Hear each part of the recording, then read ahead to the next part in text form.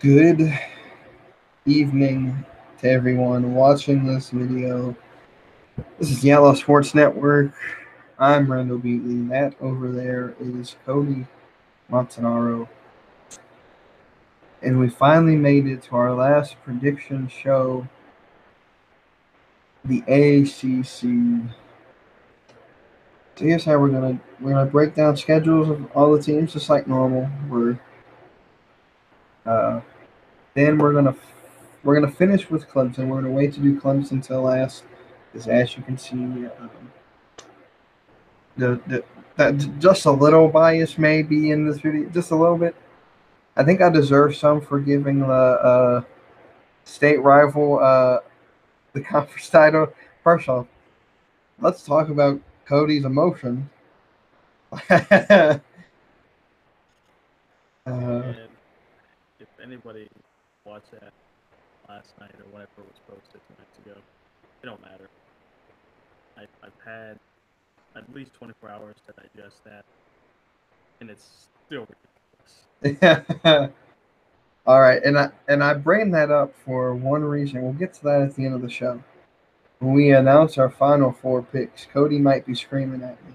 Just might be screaming at me when we release our official top four pick, who we think the playoffs will be before the season starts. He's already giving me a look as if he's contemplating what I'm talking about. But let's break down the ACC first. First off, let's just give our general overview of this conference. I'll let you start first. Um, Going over some of the teams in this conference, there's really only there's three, possibly four teams that I think will be very competitive. The rest of the division is going to be mid-pack, um, flirting with bowl eligibility.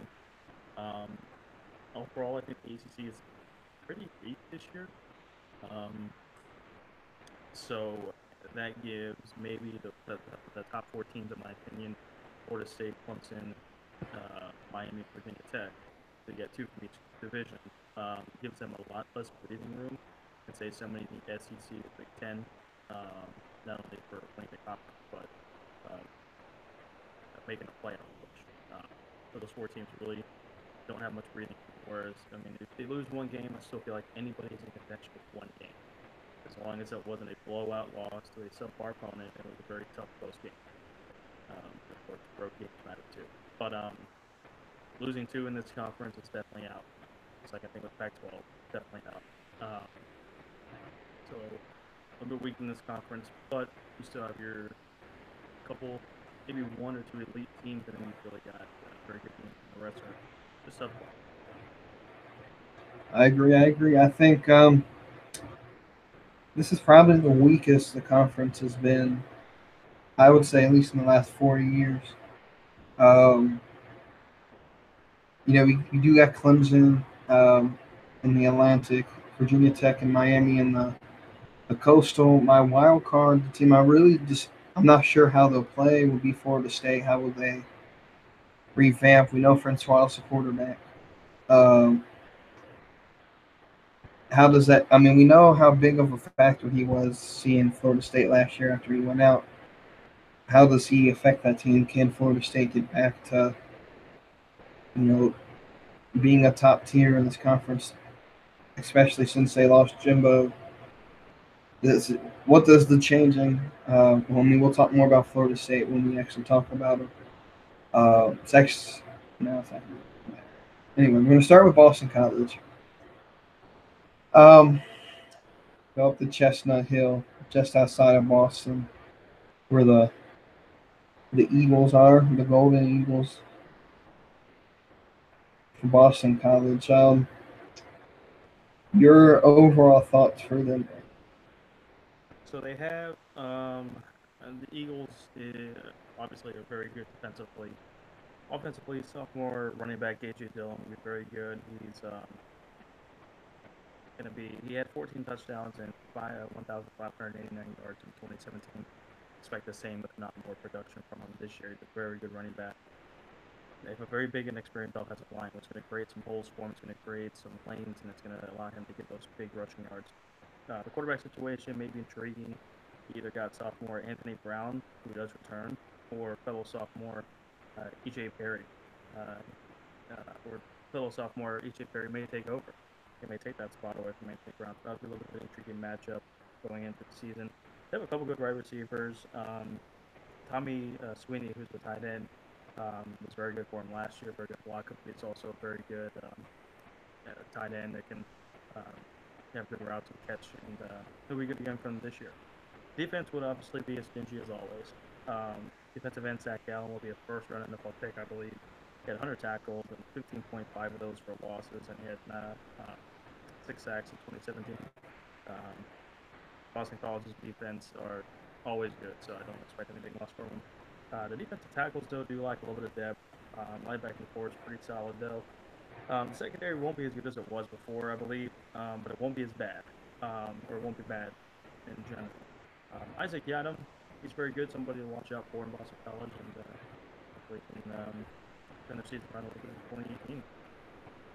All right, I agree. So just my overall I'll actually give overall thoughts of each team because I actually know these teams now. So, uh, whereas Cody actually does research on other conferences, I don't. But so yeah, Boston College.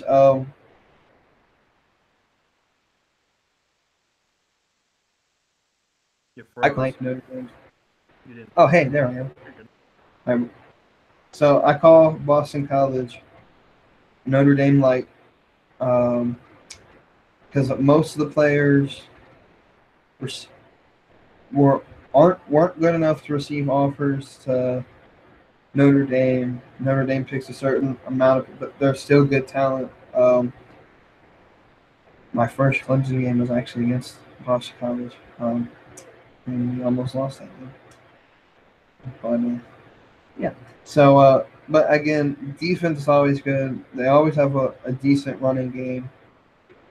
Their biggest problem of late is just finding a consistent starter at quarterback, and as we've seen, that's basically the most important position on at least the offense. Um, but with that said, let's jump into the schedule. They start off the season at home against in-state. I guess you would call it a rivalry uh, against UMass, where they pick up win number one. Agree with that. Win number one in the books at home against UMass.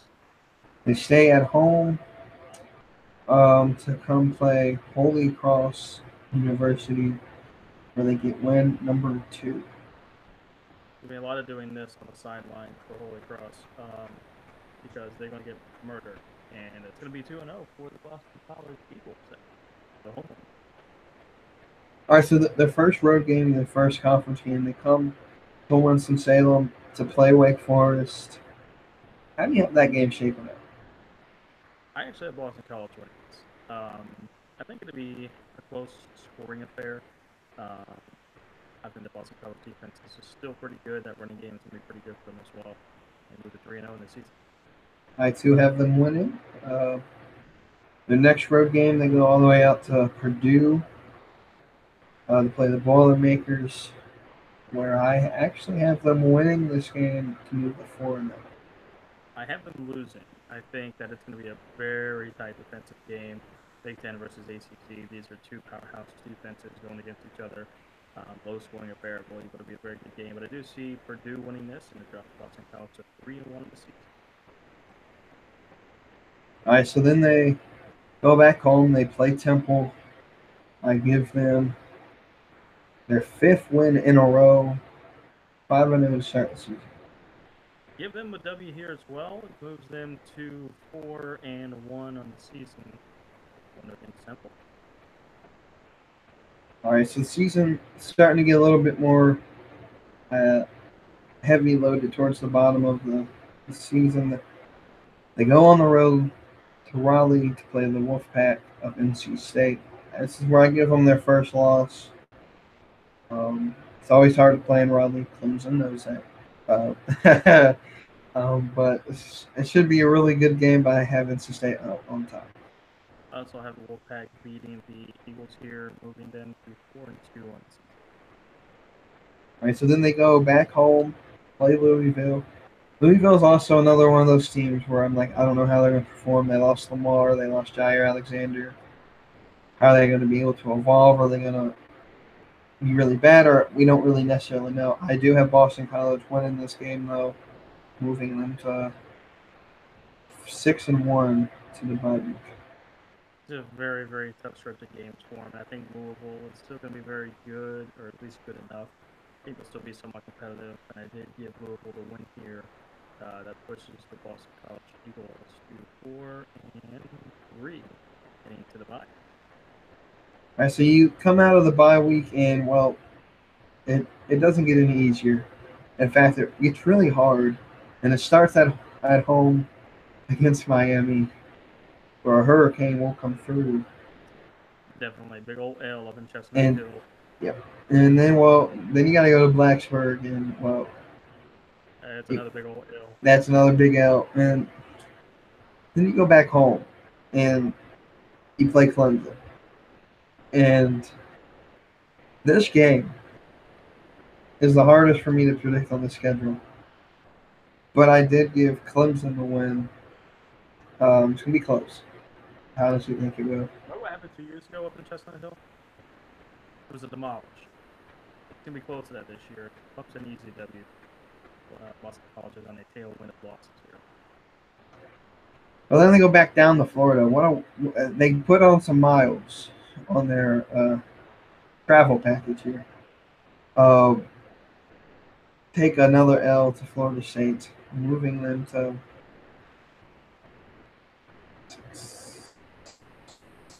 6-5 in the season.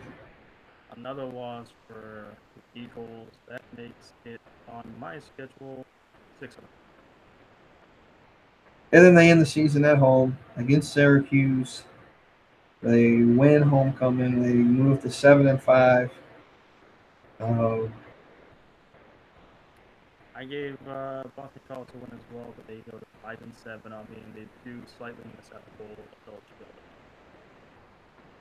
Alrighty. So now we talk about Florida State again. Like I said, we're going to skip Clemson here.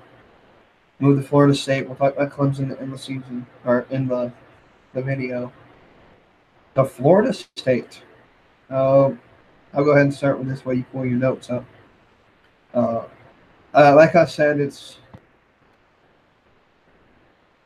new head coach. Got Francois back. Other than really a new head coach, not much has changed. Um, you still got Francois. They did lose a couple defenders in the draft last year. But Florida State's always had a good defense. They recruit well in the state of Florida and around there. So I mean, I think it all depends on just how the team comes out and performs. Schedule to me, their schedule isn't all that easy. Um, they they're a non-conference teams that they play. I mean, outside of Samford week 2, um, they got like Notre Dame and Northern Illinois, which can be a tough opponent depending on what Northern Illinois team you get. But what about what you say about this Florida State team? So, of course, I got the new coach, Willie Taggart, formerly from Oregon. He had a really good running game there in Oregon, and also when he was with South Florida, they had top 10. They were the top 10 nationally in rushing offense. It was 12th at Oregon last year in rushing yards. They were in the top 10. He was leading the charge with USF in the top 10 and 15 and 16. So he's going to bring a dynamic running game again. So the running game will set the tone for the team, which still plays to their strong suit, like Jimbo did, who throws style offense over in Florida State. So this is kind of going to play to their advantage again. Cam Akers is back. He set a Florida State freshman rushing record with 1,024 yards in 2017. Jacques Patrick, he backs up Akers. That senior has 1,400 yards in his college career, so a good 1-2 punch there with Akers and Patrick. Once again, Florida State running game is pretty good. Which quarterback? You got DeAndre Francois. He's going to start. You probably mentioned that, but James Blackman. He's not far behind, even though he did get pummeled by Clemson last year. Looked like a ragdoll in some of those games. He stepped up a little bit with his pocket presence, his awareness, and his passing. He could dethrone Francois. So we don't know if Francois can return to form or even be better than he was before his injury last year. Wide receiving core has 2 starters, and then it's downhill from there because they have a lot of inexperience in that position, a lot of growing up in Tallahassee pretty quickly. The offensive line got 5 starters returning, but depth is concerned. They did give up 32 sacks last year. It was even worse in 2016 to 36. So it is slightly down from 2 years ago, but the offensive line is going to need to protect Blackman or Francois, whoever is quarterback. Defensive tackle could be the strongest unit on defense. The defensive end depth is a little bit of an issue, though. The linebacking core starts all over. They replace all 3 starters. That's going to be tough for them. Cornerback is strong and talented. It's got some good depth there, too. So defense may be a little bit iffy and a bit consistent, but definitely a transition year for Florida State for sure. All right, so we're going to jump right into the schedule. They start Monday night, September 3rd, against Virginia Tech. I think this is definitely game of the week to watch for. And I'm looking for Florida State to win here. Be a real close, tight fought game, but they do start the season 1-0. I also, too, give Florida State the win. I think it's going to be a very good game. Like you said, game of the week. It's a very good matchup. Looking forward to this on Monday night. I do give Florida State the win. We want to know in the season. All right, so then they play Stanford week number 2. Another win. I think it's going to be good for them to get that sort of not really a rest week, but an easier game after coming off starting the season with Virginia Tech. You move to Stanford, you get 2-0. Yep, they definitely take on that to start the season in a very easy game for Florida State. All right, so then we go up to Syracuse, New York, and they get win number 3 on the season. But the season, 3-0 with a win up in the orange. All right, so then they play Northern Illinois, and like I said, this team, what Northern Illinois team you get. They're nowhere near their season where they were actually ranked, like 6 years ago. But who knows? But I give them the win, 4-0 certainly. 4-0 for the Seminoles. They do defeat Northern Illinois. All right, so then we go on the road to Louisville, pick up win number 5. 5-0 to start the season with a win over Louisville. You travel to Miami, and this is where things get a little shaky. I give them their first loss of the season to Miami. I do agree with that. I think it's going to be a good game, but I think Miami's just a little bit too strong defensively. That offense could be potent, so we'll see how that goes. But I do give Miami the win, putting Florida State to 5-1 for the bye. All right. So you got bye week coming out. Bye week. They play Wake Forest at home. I'm gonna give them the win here to move them to 6-1. 6-1 to start the season. A nice win at home against Wake Forest. They stay at home, take on the Clemson Tigers, where they lose, and I think it will be a real tight fought game. I think it's going to come down to what defense is better, and obviously Clemson's defense. I'm going to talk about them later. I think they make a last. Clemson makes a one more stop than Florida State does in the close game to give Florida State their second loss of the season. I think the score will be close, but I think that the game may feel like a domination for the defense for Clemson as long as they stay healthy and good. I do put Clemson to win here. Puts Florida State 6-2.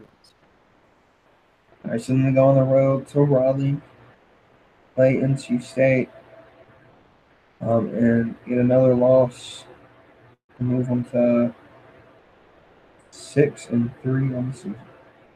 I do have this a loss as well. NC State, like we both mentioned, it's a very tough place to play. Coming off the heels of that Clemson loss may present a bit of an edge to them, but NC State has got a very good offense still.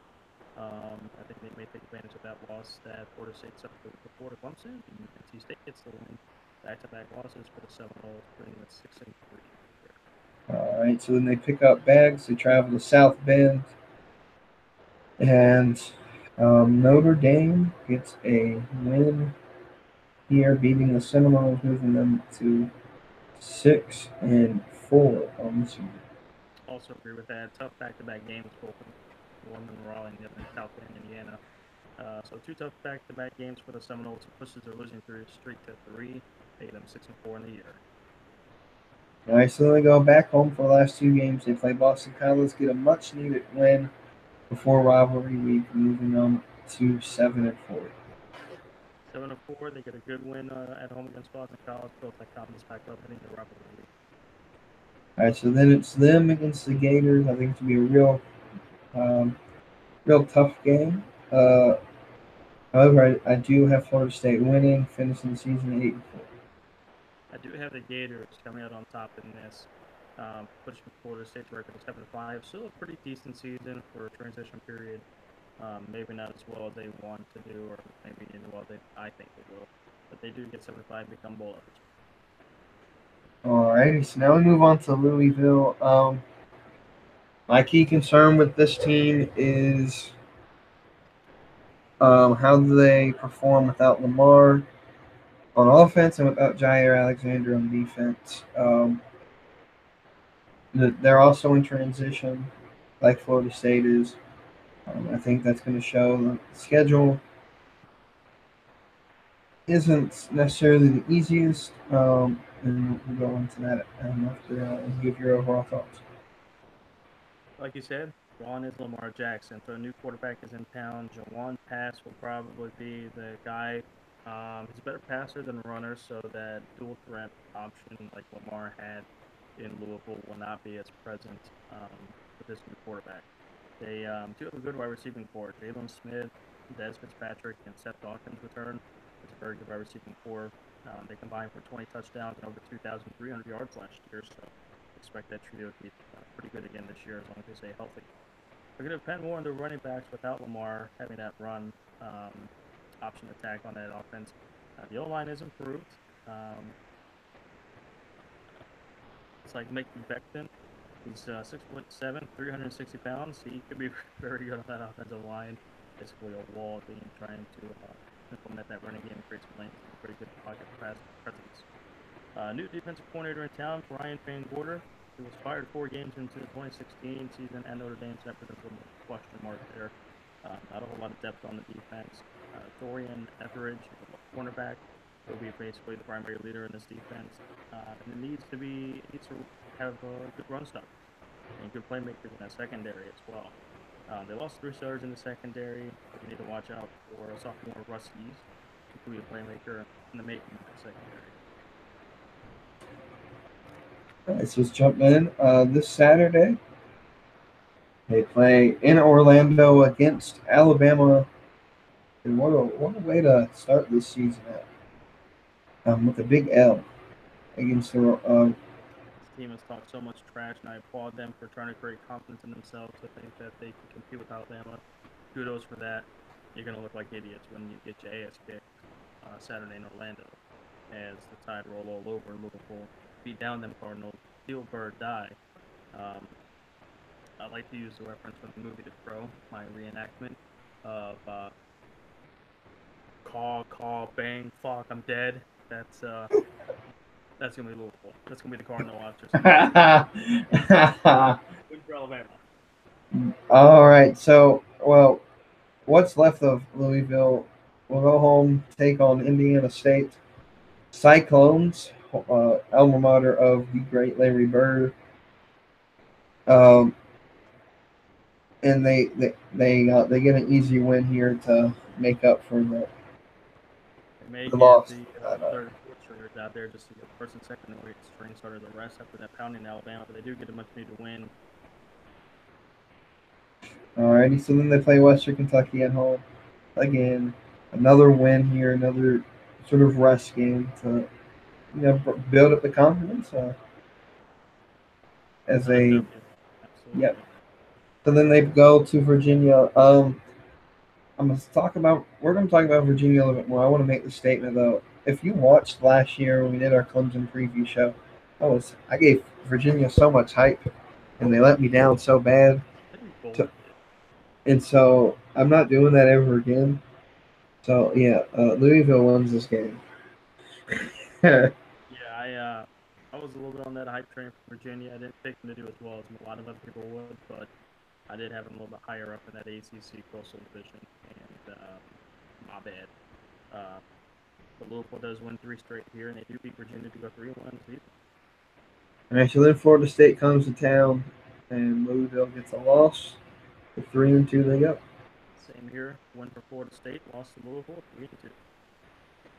They go play Georgia Tech in the triple option. Always hard to play, but Louisville outwithstands them, and it's win number 4 on the season. Get a good win here at home against Georgia Tech, putting them to 4-2 as well. All right, so they go up to Boston College. I have them losing for the third time. They're 4-3. I do have them getting the win in Chestnut Hill, putting them to 5-2. And it's a bye week on the 20th to 27th. They play at home against Wake Forest. They do take a big W. I needed one here to move them to 5-3. They do get a W here at home against Wake Forest out of the bye week. They go to 6-2. All right, so then they go on the road to Clemson. It's going to be tough to play Clemson no matter where you play. When you play them in Death Valley, it gets even harder. Um, I, I would expect this game to be under the lights. I think it'll just depend on the record at the time. But I give Clemson the win over. Clemson does win this one. Louisville takes the L, putting them to 6-3 on it. They stay on the road as they travel up to Syracuse, where they do take another L. I give the Orange the win. I do give the Orange the win here. At home in the Carrier Dome against Louisville, that puts Louisville's record for me 6-4. Next, so then they go back home, play NC State. They do get the win, moving them to 6-5. I have NC State coming in to Louisville and actually still in the W. I have Louisville losing this game. That's 3 in a row, putting them at 6-5 on the year. All right, so rivalry week they play Kentucky. I do have them winning, finishing the season 7-5. Pretty good for a transition year. They do make a bowl game. I have another loss for Louisville. That's 4 in a row to end the season. They fall to 6-6. Still a decent year for transitional period. They do get bowl eligible, so they hang their hats on too much. All right, so now we're talking about the Wolfpack of NC State, and the big question is, how good be with Bradley Chubb, and 2, who is the coach going to convict of cheating like he did Dabo Sweeney last year? What a guy! I never liked playing NC State, but I never had a problem with them until this past year when was it Dave Doran? Yeah. I think he still was making comments at the ACC kickoff meeting earlier this year about Dabo Clemson. So I mean, the dude's obviously jealous of Clemson's success, and NC State will never be able to reach that kind of success. So Dave just needs to go back in his town and go hibernate for a while. However, my take on this, the offense is just easily going to carry NC State. They have a very good offense. Quarterback Ryan Finley chose not to go to the draft to pick up a 6-year eligibility in the NCAA, so he's very good, probably one of the top in the ACC. His 3 top wide receivers return with 3 starters in the offensive line. This is easily going to be an offense that can put up points. Running back Reggie Gillespie, he can be elusive when he's healthy. And watch out for a 4-star recruit, Ricky Person. He could help back up Gillespie if he needs to rest a little bit. So we'll see how he does.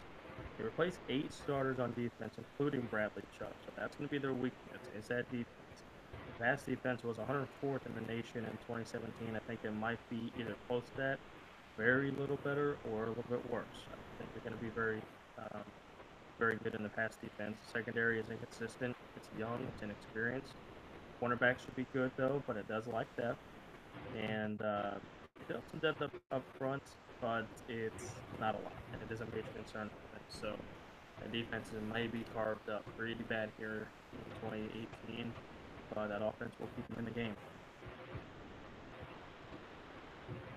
All righty, so we start this season. They play James Madison at home. Easy win, though. James Madison is a hard team to beat. Opening week shocker happens. This might be one of them. I would agree with that. If I remember, the Dukes of JMU won the FCS championship. I think last year. I think the last 2 years actually. Yeah, They've been in contention. they're powerhouses in the FCS. So I mean, they're almost like the North Dakota State. So I mean, they will present a problem to any FBS opponent that they do face. So it's never a cakewalk when they're facing like a James Madison or a North Dakota State. So I do give a win to NC State, but it would not surprise me. This game is pretty close entering the fourth quarter.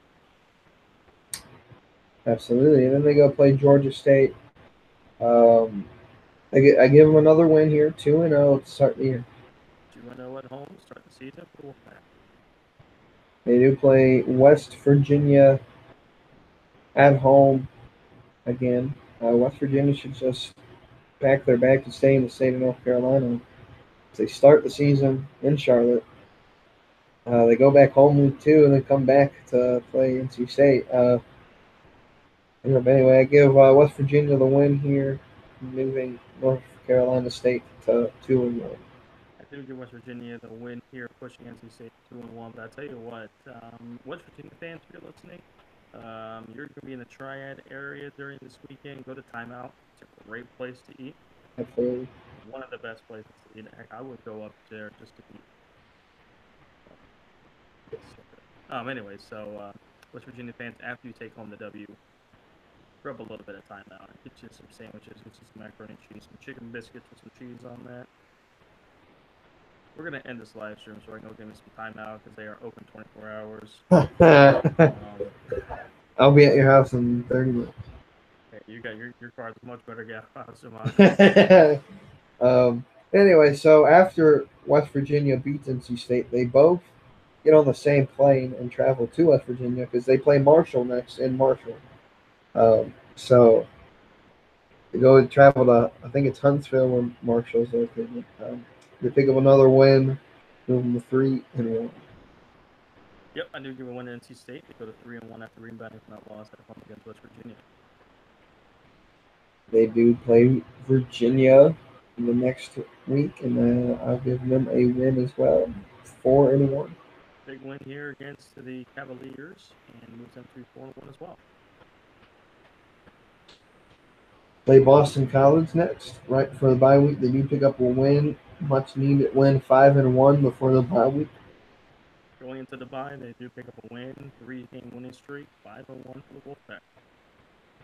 And it all ends October 20th in Death Valley. Clemson will destroy them, hopefully. We don't have to worry about Kelly losing a towel. If Kelly's even still a quarterback at this time. We'll talk about that later. But yeah, Clemson gets the win, moving these guys to 5-2. Clemson does get the win, 5-2 in the year for Wolfpack. And just like Louisville does, NC State has to go from Clemson to Syracuse to play the Orange, where they will lose. Syracuse gets another big win here against NC State. The Wolfpack rebounding from the loss at Clemson, picking up a little bit of steam, creating some offensive trickery and winning in Syracuse, pushing them to 6-2. Alrighty. Then Florida State is the next opponent, in which I would give them the win, moving them to 1, 2, 3, 4, 5, 6-3 on the year. Do pick up a win here against Florida State, and the Wolfpack does get a very good win here at home, putting them to 7-2 on the season. All right, then Wake Forest comes into town, and they will lose. NC State picks up another win, moving them to 7-3. Upset alert. I've got Wake Forest coming into NC State and shocking the Wolfpack, making NC State 7-3 on All right, so then they go on the road to Louisville, where they will lose 7-5. They do pick up a win in Louisville, big win there after rebounding from a pretty tough loss against Wake Forest before. 8-3 for the Wolfpack. All right, and the last game, go down the road a little bit to go down Tobacco Road and in North Carolina. You see Tar Heels, where the Tar Heels I give the win to, finishing the record for NC State season at 7-5. They are bowl eligible, but not that powerhouse we typically see from NC State. Battle of Tobacco Road between the Tar Heels and the Wolfpack will commence, and I do give NC State the win, putting them to 9-3, a very respectable, very strong season. Bowl eligible, of course, and I have them actually finishing second in the ACC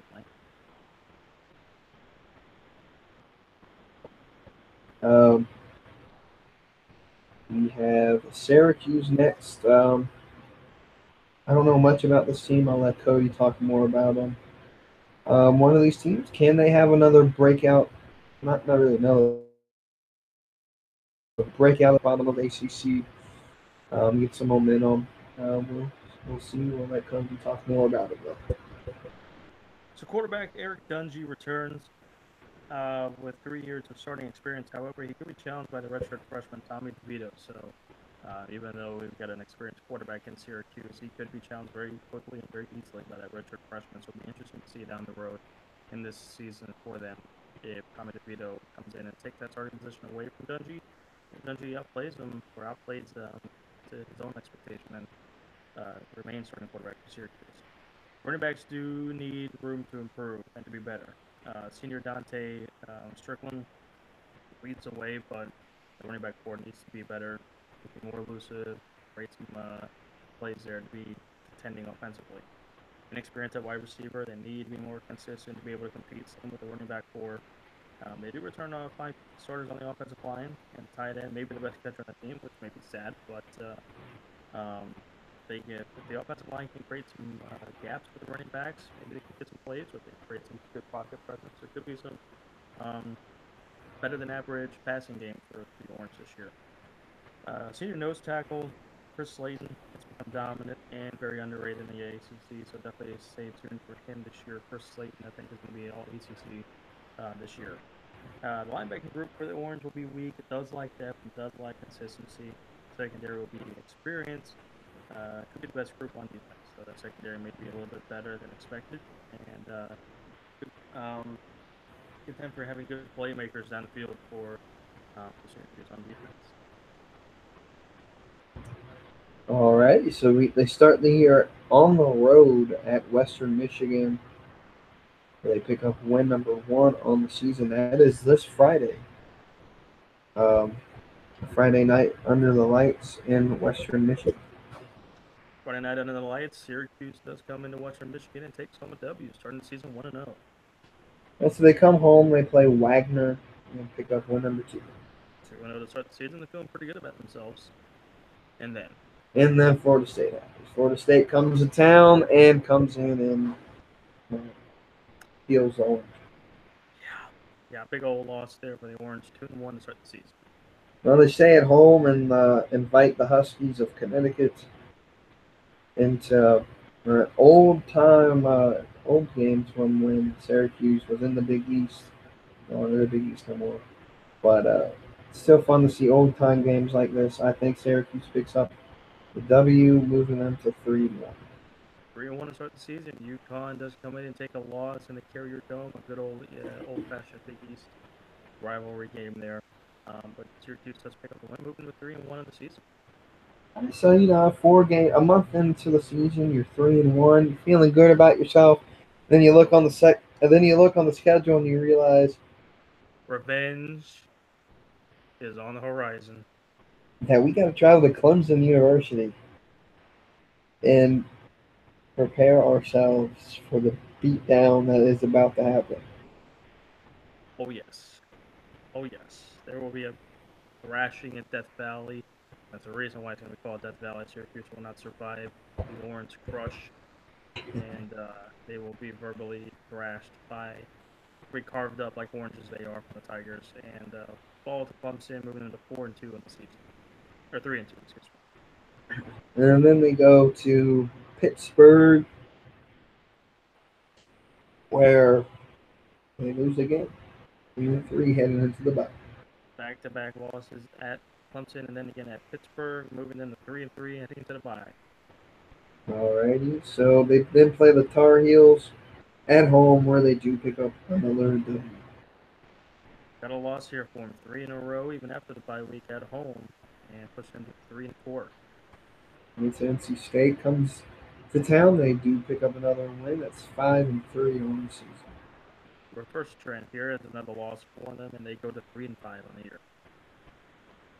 Then go till Wake Forest. They do get another loss, 5-4. That is a loss number 5 in a row for Syracuse. They fall to 3-6 on the season. They do go back home, play Louisville. I give them the W, moving them to 6-4 on the season.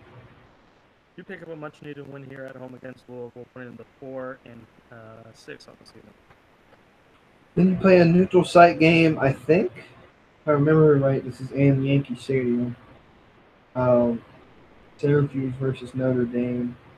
Uh, why this game has to be neutral site, I have no idea. I don't know the big meaning behind it. But Notre Dame does pick up the win, moving them to 6-5. And ladies and gentlemen, Cody's got an upset. I think the biggest upset is how many Syracuse fans will be disappointed because Notre Dame's winning this game 4-7 on the year. And then they go to Boston College, where they do end the season on a loss, 6-6 to end the year. Another loss at home or on the road at Chestnut Hill against Boston College. That is another L, putting their season record to 4-8. All right, so then we talk about the Wake Forest Demon Deacons, which are not located in Wake Forest, but actually Winston said, "Well, don't come to North Carolina. We're behind on a lot of things, and locations of colleges are part of it. Just don't ask. You just assume these things." Anyway, what do you think about this Wake Forest team? So they got 4 fifth-year seniors on the offensive line. All 5 starters returned. That's a very experienced, very well coached, very good offensive line. Quarterback will be a struggle for 3 games as Kendall Hilton, who is their starting quarterback, is suspended for violation of team rules for the first 3 games of the season. So either Jamie Newman or Sam Hartman will start for those first 3 games. Maybe a tough stretch for them just to get some wins there while Kendall comes back. Running back core is deep and has some talent, led by Matt Colburn. So that running back rushing game may be pretty good for them this year. Tight ends will be hard to replace. Wide receiver core is pretty weak and inexperienced, so it might be relying on that running game a little bit more than what they probably want to. Defensive line will feature some new talent, mixture of veterans though, so it will be a little bit of a blend of young and older. Linebacker is a concern to fill up there. They have very little experience to fill in those needs for the linebacker core. The secondary is pretty weak with a few players that could make a difference. Cornerback, saying Bassey, he's somebody to watch out for in the secondary for Wake Forest. Could be a little bit of a surprise if the ACC has one of the better cornerbacks in the whole league. All right, so again, I don't know much about the roster, but what I do know is looking at the schedule, a lot of potential for this team, especially before the bye week. And we'll break into that. They play at Tulane tomorrow night. College football is back tomorrow night. Wake Forest at Tulane. Yeah, it works. I can't watch it. Or in the office, I didn't watch it. No.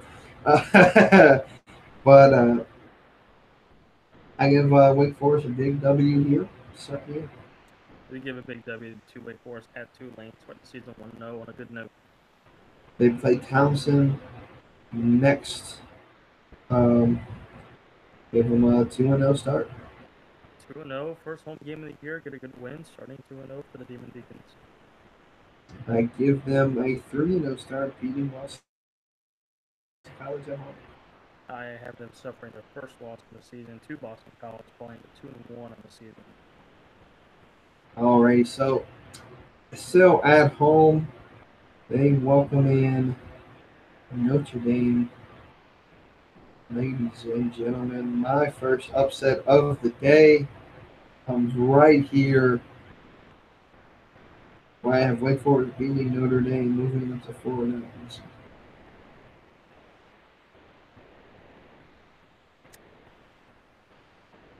And the clock strikes midnight on the East Coast, where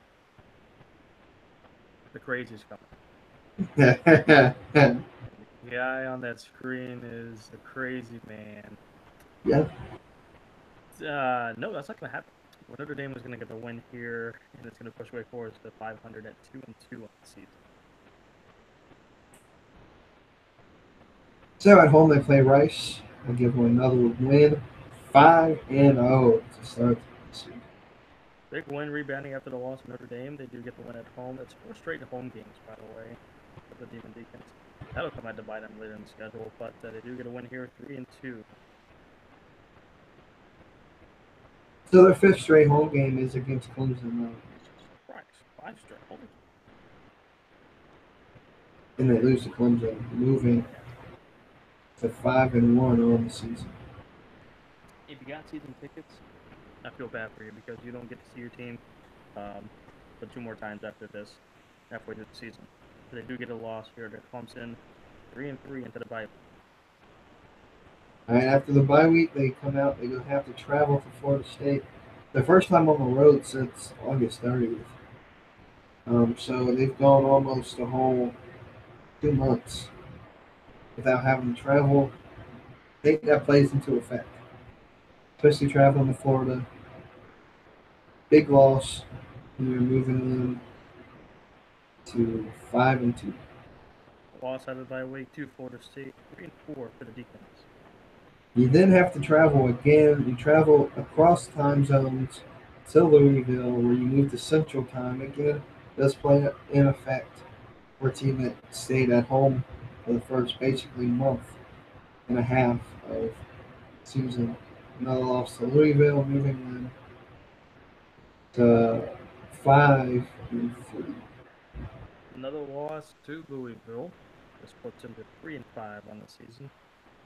And you then come back home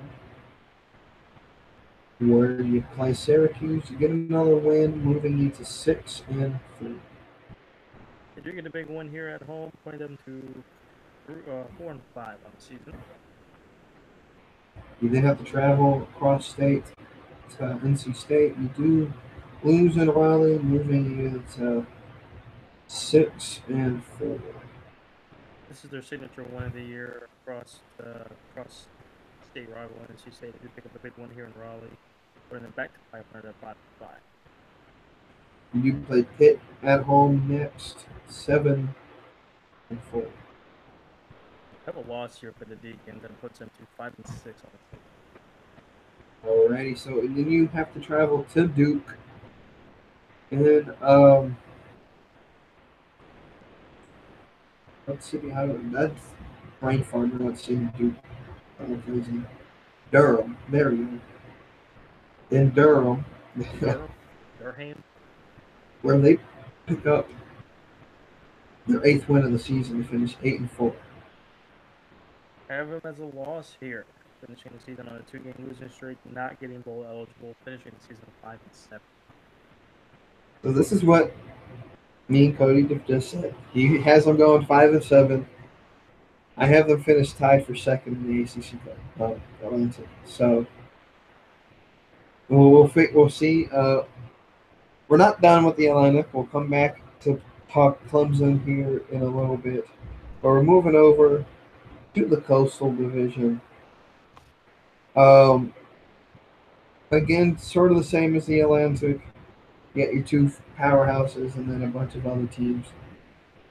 Uh, and for me, Miami to me is the team to beat. You've got Virginia Tech there, but Virginia Tech, who knows what goes on there.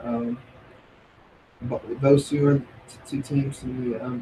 Your mid-pack teams, you got Duke and Pittsburgh. Um, and then your bottom tier teams, Georgia Tech, which needs to just kill the triple option, and North Carolina, then finishing last in the division. I had them winning the division last year. It didn't work. I'm gonna have them finishing last this year. We'll see what happens. You have a much better chance of them finishing the division last than winning it. All right. Yeah. Alrighty. So, what are your thoughts as we start with Duke football? So, Duke is inconsistent on offense, even with some good talent that they do have. They did lose 3 starters on that offensive line. They do have 3 starters at wide receiver, led by TJ Roming. Watch out for him this year. Running back Britton Brown could be explosive, so definitely watch out for that running game and see how he does. A top 5 quarterback in the ACC, Daniel Jones returns. An eye out for him as well. They do return 3 starters on the defensive line. Linebacker Joe Giles Harris will be an All-American, I believe, this year. Just phenomenal talent. Good tackler, has good size, good strength, and speed. So watch out for him there. In the middle of that defense. Secondary is a little bit weak, and depth is a concern for this team in the secondary. But look out for the defense to have more pressure up front, just to relieve the pressure on the secondary. So that's where Joe Giles Harris may come and play on some blitzes. He's good in coverage, but he's also good at getting the pressure there. So I'll be surprised if they blitz a little bit more often than some teams do, just because they're pretty concerned with that secondary. Let's just break down the schedule. They start the year against Army on a Friday night. I guess we can technically say tomorrow night because it is now the 30th. Good point. Which means college football starts today. But yeah, they have Army come to town. I have them winning the game. Start 1-0. I do have the Blue Devils beating the Army 1-0 on this one. They then travel to Northwestern. And if anybody remembers that Big Ten video, I love me some Northwestern. I give Northwestern the win here, 1-1. I agree with you on that. Northwestern does get the W here. Moves the Duke Blue Devils to 1-1. Cody remembers the Big Ten video very well. Greatest 35 minutes of his life. They did have to travel to Baylor. No notes in that video. Straight win loss. We then have to travel Duke to Baylor, where they win. They get a taste of 3 different conferences in 3 different weeks, and they go from the Big 10 to the Big 12 in back-to-back weeks on the road. They suffer their 2nd straight loss on the road. They fall to 1-2 after the loss to Baylor. They then come back home, where they play North Carolina Central University. Where, ladies and gentlemen, no, I'm joking. This is an easy win, moving them to 3-1. They do pick up a big win here against NC Central, putting them back to 502-2. The most interesting thing about this game is to count how many white people are playing for NC Central. I agree. Was it NC Central that came? No, South Carolina State, the game we went to, where there was like one white guy on the team. Yeah. And that was just to say, hey, we're diverse. But anyway, it's basically going to be the same thing. The next 2 weeks, still at home, welcoming the Hokies. I'll have Cody do his prediction first. Swear to God, if you have Duke winning this game, I'll kill him. Virginia Tech's winning this game. Easy. There's no way. ladies and gentlemen, to the Duke Blue Devils. Moved to 4-1 with a win over Virginia Tech, headed into the bye week. Um, Arnold's first. I think that Wake Forest being second in the Atlantic. Or this. I don't know. But then they moved after the bye week to Georgia Tech as they play on the road, where I got Duke losing to Georgia Tech. I am losing as well, and they fall to 2-4 in the season. They moved to 4-2 in my book, 5-2 after they beat Virginia. They lose to Virginia, 2-5 on the season. Then they have to travel to Pittsburgh, and they lose to move to 5-4. They do lose at Pittsburgh, 2-6 on the season. Then Miami next on the road, lose again, 5-4. Another loss once again, 2-7 on the season. Play North Carolina at home, another win, 6-4. They do get a win against UNC, put into 3-7 on the season. They then play Clemson for the first time in like 8 years, and they realize what they missed over the last 8 years, and they don't lose, they get killed, but Yep, that's a big old yeah, L there. that's a move. That moves them to 6-5 on our book. Heading into the last week, they have Wake Forest. I have them losing to finish 6-6. Them winning against Wake Forest to finish up the season as 4-8. All right, so Georgia Tech.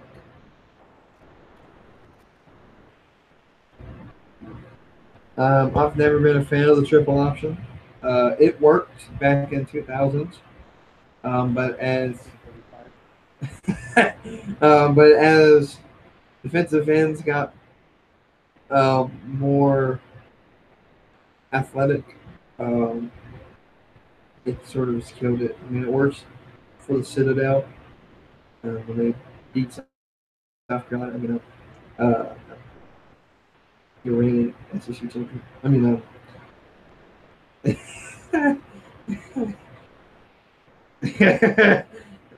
but it doesn't work for Georgia Tech. Last time it worked for them, John Heisman was playing and coaching. You're right. But anyway, what are your notes on this team if you got it? Quarterback Taquan Marshall, he leads a great flex bone option offense. He fits perfectly with it, of course, but he's a very good passer and a very good runner, so that's a very good dynamic scheme for him. He got another year of experience under his belt, so he did have 600-yard rushing games in 2017, so maybe you see that a little bit more, but I expect him to throw a little bit more and get defenses on their heels a little bit more. Return 6 offensive linemen, very good depth and experience on that offensive line, so no shortage of weakness or strength there, creating some good gaps, good holes, and protecting the pocket when they do throw, which is very rare. Wide receiver core is very weak and inconsistent, so that's something they are going to need to fix pretty quickly. They don't have any great running backs, but Cravante Benson is a good option at B-back. If you know anything with a flex bone option, they have an A-back and B-back and fullback. So, watch your games, you'll hear them say the A-back, the B-back, so Cravante Benson, just watch out for him. Defensive coordinator, there is a new one in town, Nate Woody from Appalachian State, trying to fix up a little bit that Yellow Jacket defense that was not very good. They do change to a 3-4 scheme under Nate Woody. The defense ranked below 100th nationally in sacks. They only had 17 last year, and they had only 47 tackles for losses. So defense needs to create a little bit more pressure, be a little more physical, be a little more speedy, and get in the backfield and get to the quarterback. The linebacking core should be good with the new scheme, 3-4 scheme, which should play to their advantage a little bit more. They can utilize their speed and their strength, their sides of their side of the ball. Secondary will be young. It will be speedy. They could be potentially skilled. Cornerback Lamont Simmons leading the way, but could have a little bit too much pressure on them to perform at a higher standard. with some of these spread option teams here. So we'll see how that goes for Georgia Tech. All right, so they start the season here Saturday at Alcorn State. Pick up win number 1. Alcorn State. I'm not. I didn't know we had a state in Alcorn. Or is it the home of the squirrel from Ice Age? Anyways, a W for the Jackets, starting the season 1-0.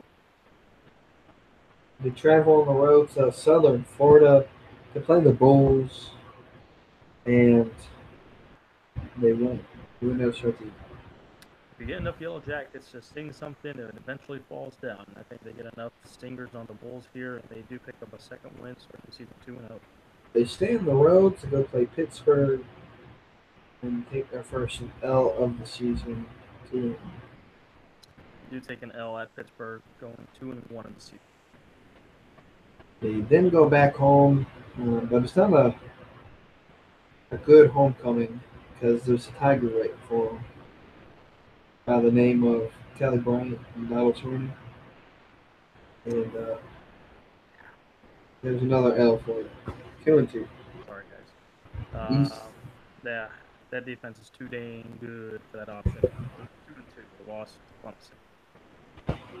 You go back home, you stay at home, and you welcome in Bowling Green, Kentucky's very own Bowling Green University. The team that's named Bowling Green but has no green at all in uniforms. Um, I figured that would just be too easy for them to figure out, but I guess orange fits their color scheme a lot better. Orange is in the green. Yeah. Georgia Tech wins 3-2. To agree, they pick up a win following the loss for Clemson at home, and they rebound at home again with the win at 3-2 in the season. Go travel.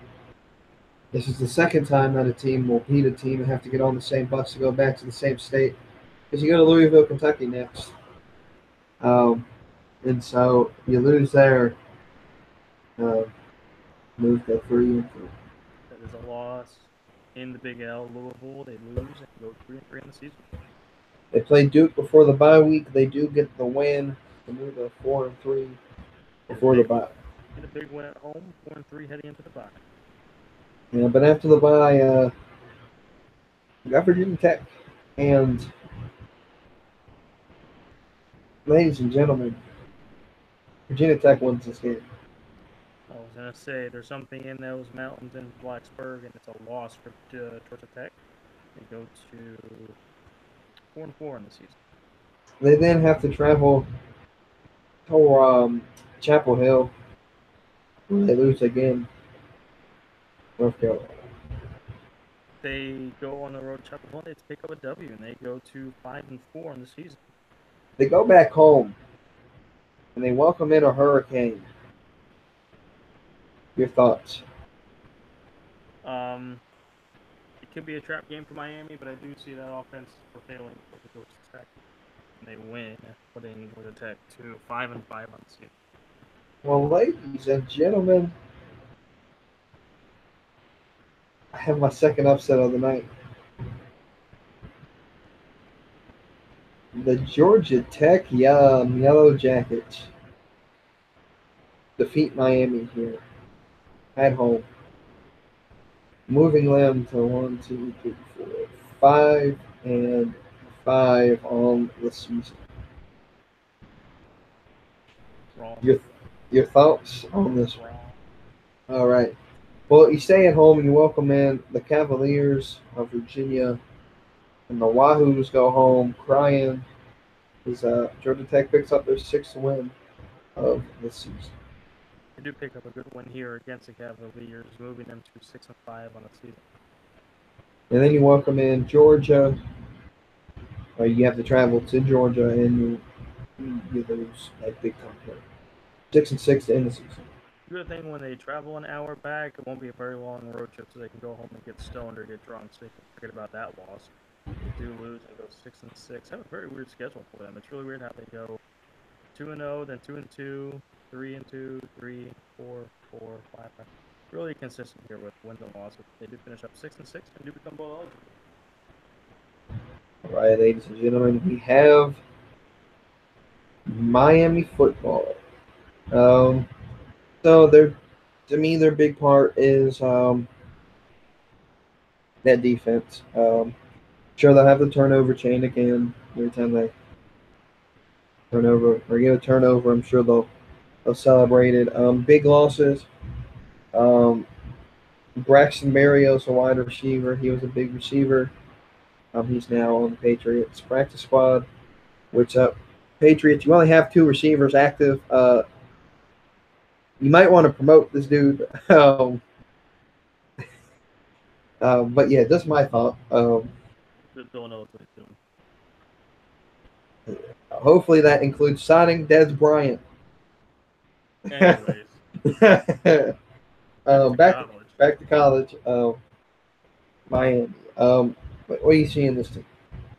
The QB position could actually be up for grabs if Malik Rozier can be consistent. Freshman N'Kosi Perry is next in line to take that throne. There's a couple other freshmen quarterbacks that could be in contention, but N'Kosi Perry is the best suited out of all of them. If Malik Rozier just can't be consistent. They do have plenty of weapons, even though they did lose Berrios. So that's wide receiver. They do have plenty of weapons on offense. Junior wide receiver, Amon Richards, who could be an All-American, so watch out for him. Running back duo of Travis Homer and DJ Dallas are shifty. They're skilled, and they're elusive. So watch out for that running game as well. The offensive line, though, is concerning. Depth is an issue, so that might prevent the running game being as good as they want it to be, and it could allow pressure for defenses to get to Rozier or whoever's a quarterback quicker. They did lose 2 starters at defensive tackle, but the defense is fast and it is physical. Once again, like you said, with the turnover chain, so we'll see how that happens. Linebacking unit is one of the ACC's best with Shaq Quarterman, Michael Pickney, and Zach McLeod. Very good triple attack there on the linebacking unit, so I think it's going to be one of the top 3 in ACC, actually. Defensive end strong. They're very good. Watch out for Gerald Wallace to have a breakout year here on the defensive end. And the secondary is a little thin at depth, but it does feature some good and fast and some skilled players that could create some more turnovers while that turnover chain will come out a little bit more in 2018. All right, so they start the season on Sunday in Arlington, Texas, in the Jerry Dome. It's LSU. Do they pick up loss number 1 on the season? I do agree with that. I think it might be a good game. Might come down to the very end, but I do see LSU taking a win here, putting Miami 0-1 to start the season. They then come back to play Savannah State from Georgia, I'm assuming. And they pick up win number 1. Win number 1 at home in Miami. 1-1 on the season. They travel to Toledo, which is weird that they actually have to travel to their cupcake game. But anyway, they're going to rock it out of Toledo with a win. 2-1. They do get a big win at Toledo, putting them to 2-1 the season. I don't have any fun. Just don't mind. No fun. All right, so they stay in the state of Florida with this one. It's Lane Kiffin's FIU team. Or it's Kiffin FAU. It doesn't matter. But Florida Atlantic. Florida Atlantic. Okay, so not Lane Kiffin's team. The other Florida team. One of the 3 acronym Florida. Yeah, whatever they are. They come in, and either way, they're going to lose, no matter if it's Lane Kiffin's team or not. With moving Miami to 3-1. Easy win at home, 3-1 in the season. North Carolina at home, another win.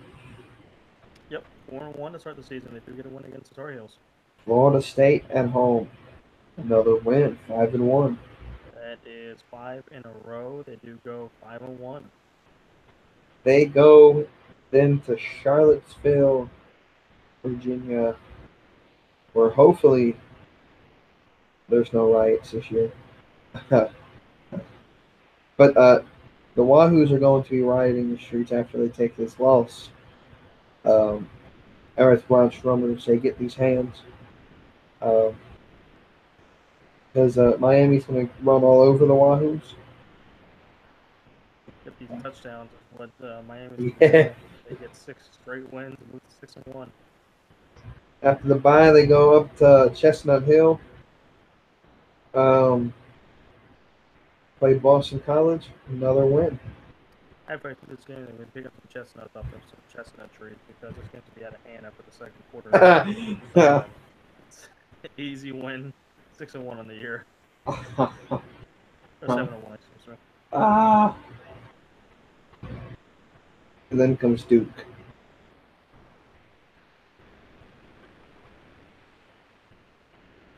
Why are you looking that way there, buddy? I haven't beaten Duke. I was going to say, if you have this prediction, yes, 8 straight win, 8-1 on the year for the Miami Hurricanes. And that ends for me as they travel to Atlanta, Georgia, or I think it's Atlanta. Yeah, to play Georgia Tech, and they lose in Atlanta. I got a win for them in Atlanta, moving them to 9-1.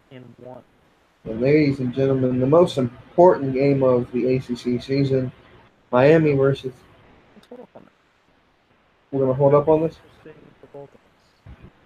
Yeah, We're gonna hold off on this prediction. We're gonna hold off on that one, but I think we all agree on the week after against Pitt for Miami. A win. Yeah. Okay. So what we're gonna do, because Virginia Tech's the last team other than Clemson, but we're gonna talk about the most important game in the Coastal Division to determine maybe the Coastal Division champions. After we talk about the rest of these teams that don't matter, starting with North Carolina, the Tar Heels. Anything's better than last year. I think they went like 2-10 last year. 3-9. 3-9. So maybe you can do a little better. Maybe get yourself a bowl eligibility. We'll see here. What do you think? It's not out of reach. I think they could have come close to that for sure. There is a battle of quarterbacks between Chad Surratt and Nathan Elliott. Chad Surratt is a better dual threat quarterback than Nathan is. Nathan does have great leadership, even though he does give up some size and speed to Chad Surratt. So it'll be interesting to see who comes out of that situation as a true quarterback for the Tar Heels. We do have really one good wide receiver, and that's Anthony Ratliff-Williams. 2 freshmen to watch out for is De'Ami Brown and Antoine Green. There could be some standout wide receivers coming here in the next couple of years for the Tar Heels if they stay healthy. Tight end is concerned with Brandon Fritz. He went down with a knee injury in camp, so they need to replace somebody quickly on that tight end slot there. 2 starters on the offensive line, and that's it. The rest is very inexperienced, so that's not going to be a very good approach for them coming into this year. They had 2 good running backs, from Juwan Brown and Michael Carter, so a good 1-2 punch there. They both combined for 1,121 yards, 12 touchdowns. They only had 235 carries between the two, so that's pretty impressive with the numbers that they put up there. They did rank last in the run game defensively in the ACC in the last 5 seasons the Tar Heels have. But they do return 8 of 9 starters, 8 of 9 top defensive linemen. You got to watch out for Malik.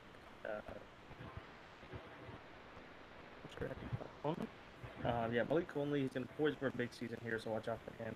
They did lose 2 of their 3 starting linebackers, and that's a depth problem, of course. The secondary is a concern with lack of experience and depth, so that defense may be a little bit soft again. It won't be as bad as it had been, but returning for the players. So you're talking about needing to step up and tight end for this team. I'm checking something before I actually say this. Yes, there's a guy here on this roster. Here's a tight end. His name's Carl Tucker. Name doesn't mean nothing to you, but it does to me. He went to Maxwell High School for about a year and a half before transferring to Huff. So I know a dude who plays college football. Maybe he replaces Fritz. Hopefully. I mean, he is a senior this year, so we shall see. That'd be cool. Be watching out for him. He wears number 86. Just watch out for him. Takes tight end. Watch out for him this year. With the schedule, they go this is always tough to have to travel all the way across the other side of the country. They're probably already there um, in California right now. If you are, have fun. Not too much fun. Berkeley's a dangerous place. Well, California itself is a dangerous place. They lose anyway to the Golden Bears. Sorry. They do lose to open the season. They go on 1. Man, it feels like forever ago we were talking about Cal and the Pac-12, but they this is always more fun. You have to travel all the way back to North Carolina and not stop at home. As you got to stop in Greenville first to Right. play the East Carolina Pirates, and you get a big W here. As well, East Carolina. I don't know what happened to them, but they suck it again. They fell basically good. That's what happened to them. And North Carolina does get a win here, putting them to 500 at 101. You play your reigning defending champions, the University of Central Florida, um, and well, can we call this an upset? I think we can. UNC wins this game. I have UCF winning this game and pushing the Tar Heels to 1-2. Then they play Pitt, um, and I have Pitt losing and UNC winning 3-1. I also have UNC winning, putting Tar Heels to 2-2, back to 500. Well, it only gets harder from here. Miami's next. That's a loss before the bye, 3-2. Is a big old loss, 2-3 heading to the bye. Well, coming out of the bye, Virginia Tech another loss. Big old loss, 2-4. Now then, you got to go to Syracuse and lose, I have a win here for the Tar Heels, putting them to 3-4. and then you got to go to Charlottesville and lose. I got a W here, and that puts them back to 500 at 4-4. Then you play Georgia Tech and win. Yeah, I have a loss. 4-5 on the year. Then you play Duke and lose. One of the first ones in a long time in this schedule we've actually agreed on. They do lose to Duke, putting them to 4-6.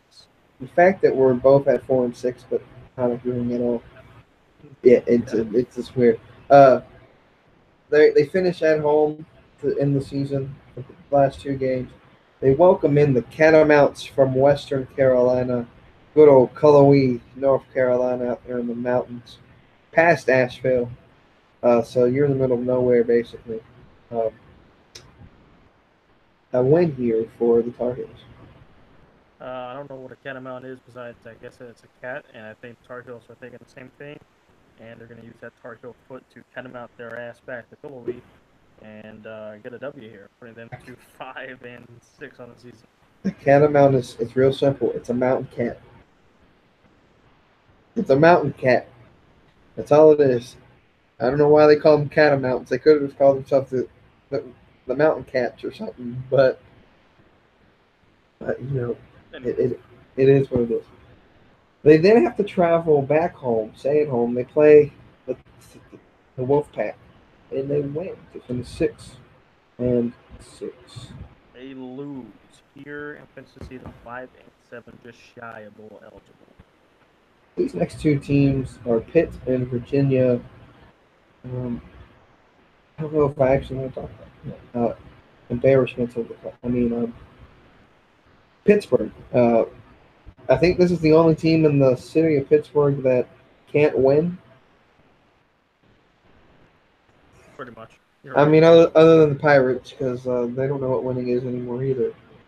But I mean, at least you got the Steelers, and that team that none of us want to mention that plays so nice. Oh, you mean the team that Capitals finally beat this year in Yeah. the playoffs? Oh, Yeah. No. Yeah, that team. Gotcha. Yeah, that team. Pittsburgh. I guess you can give us your thoughts on this team. Yeah, new quarterback in Kenny Pickett. He won the job last season against Miami, where Pittsburgh won on the last drive of the game. Won the last, well, at least the last drive offensively for Pittsburgh. He basically won the job from head coach there. I forgot his name. I should have wrote it down, but I didn't. And this was such a controversial decision for the other two quarterbacks that were on the team that they both transferred. Maybe they both felt like they should be starters or competing for a starting job, and coach gave Kenny Pickett basically the nod at starting quarterbacks. They both transferred. The running backs are experienced; they're good and speedy, so some good depth there in the running back core. The wide receiver core is pretty weak though, and it is inexperienced, so basically totally opposite from the running backs. The offensive line returns 2 starters, so depth is a concern there. They do have a new defensive coordinator, Randy Bates.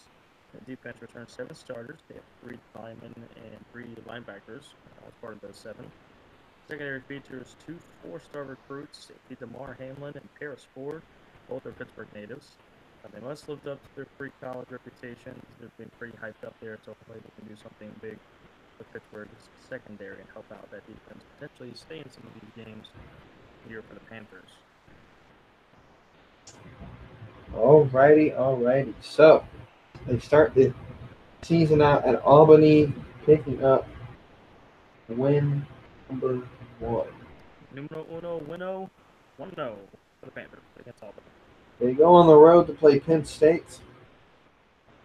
Get win number. I'm joking. Get loss number 1. That's actually at home. My bad. Yeah. But they lose. Battle of the Cats. Panther versus Lion, and the Lion will eat up the Panther, and Pittsburgh goes 1-1. So you don't know what a catamount is? What the hell is a Nittany lion? It's a lion. What the hell is a Nittany? Is not a word. It's a lion. Except in the city of Beaver Cat Creek or whatever the hell they play in. They rape people. Anyways, they stay at home again. I don't know why we have a bunch of home streaks, but Georgia Tech, they win 2-1. They do win 2-1 of the year for the Panthers. They do play the Tar Heels next at another loss, 2-2. They do suffer a loss here to the Tar Heels, 2-2 as well. They have to travel to the defending national champions in Central Florida. And this time, the Central Florida team wins, moving Pittsburgh to 2-3. I agree. Pittsburgh falls to 2-3 after the loss to the real national champion, Central Florida Knights. They have to travel back home, play Syracuse, where they get a W to move to 500 to 3-3. That is a win at home against Syracuse, 3-3. They have to travel to Notre Dame. And unlike the Wake Forest team, I had beating Notre Dame. Pittsburgh falls, moving them to 3-4 at the bye. 3-4, that is a loss in South Bend to Notre Dame. Coming out of the bye, they play Duke, where they win and come back to 400 at 4-4. 400? 500. Hey. Oh, yes, they do get a win as a bye week at home against Duke, where they... I don't know what math is. At 12:30, there is no math. So yes, they do go 4-4 though. I blame them as All right, so then they travel to Charlottesville, and I think the Cavaliers win here, moving Pittsburgh to some record that I can't count right now. 1-5. Yeah. This is where our perfect streak ends for Pittsburgh. I have Pittsburgh actually winning this back-to-back wins, and they do get the win in Charlottesville, bring them to 5-4. Ladies and gentlemen, this next game is Pittsburgh at home versus Virginia Tech. Have Cody go first. Your thoughts? It's a loss for Pittsburgh, bring them to 5-5 on the season.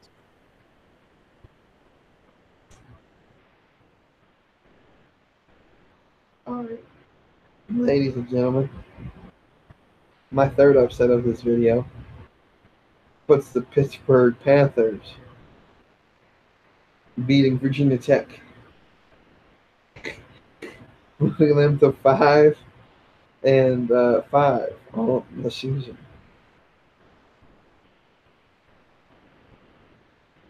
You know, get yourself now. It's a lie. They then have to go travel to Wake Forest, where they lose 5-6.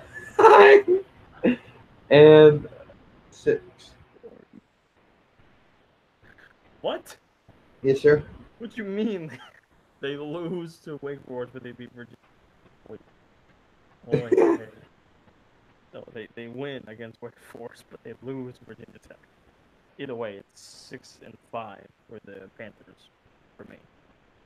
Then they go to Miami, where they lose to finish 5-6. Them as a loss here to Miami, but they are bowl eligible. It makes them 6-6.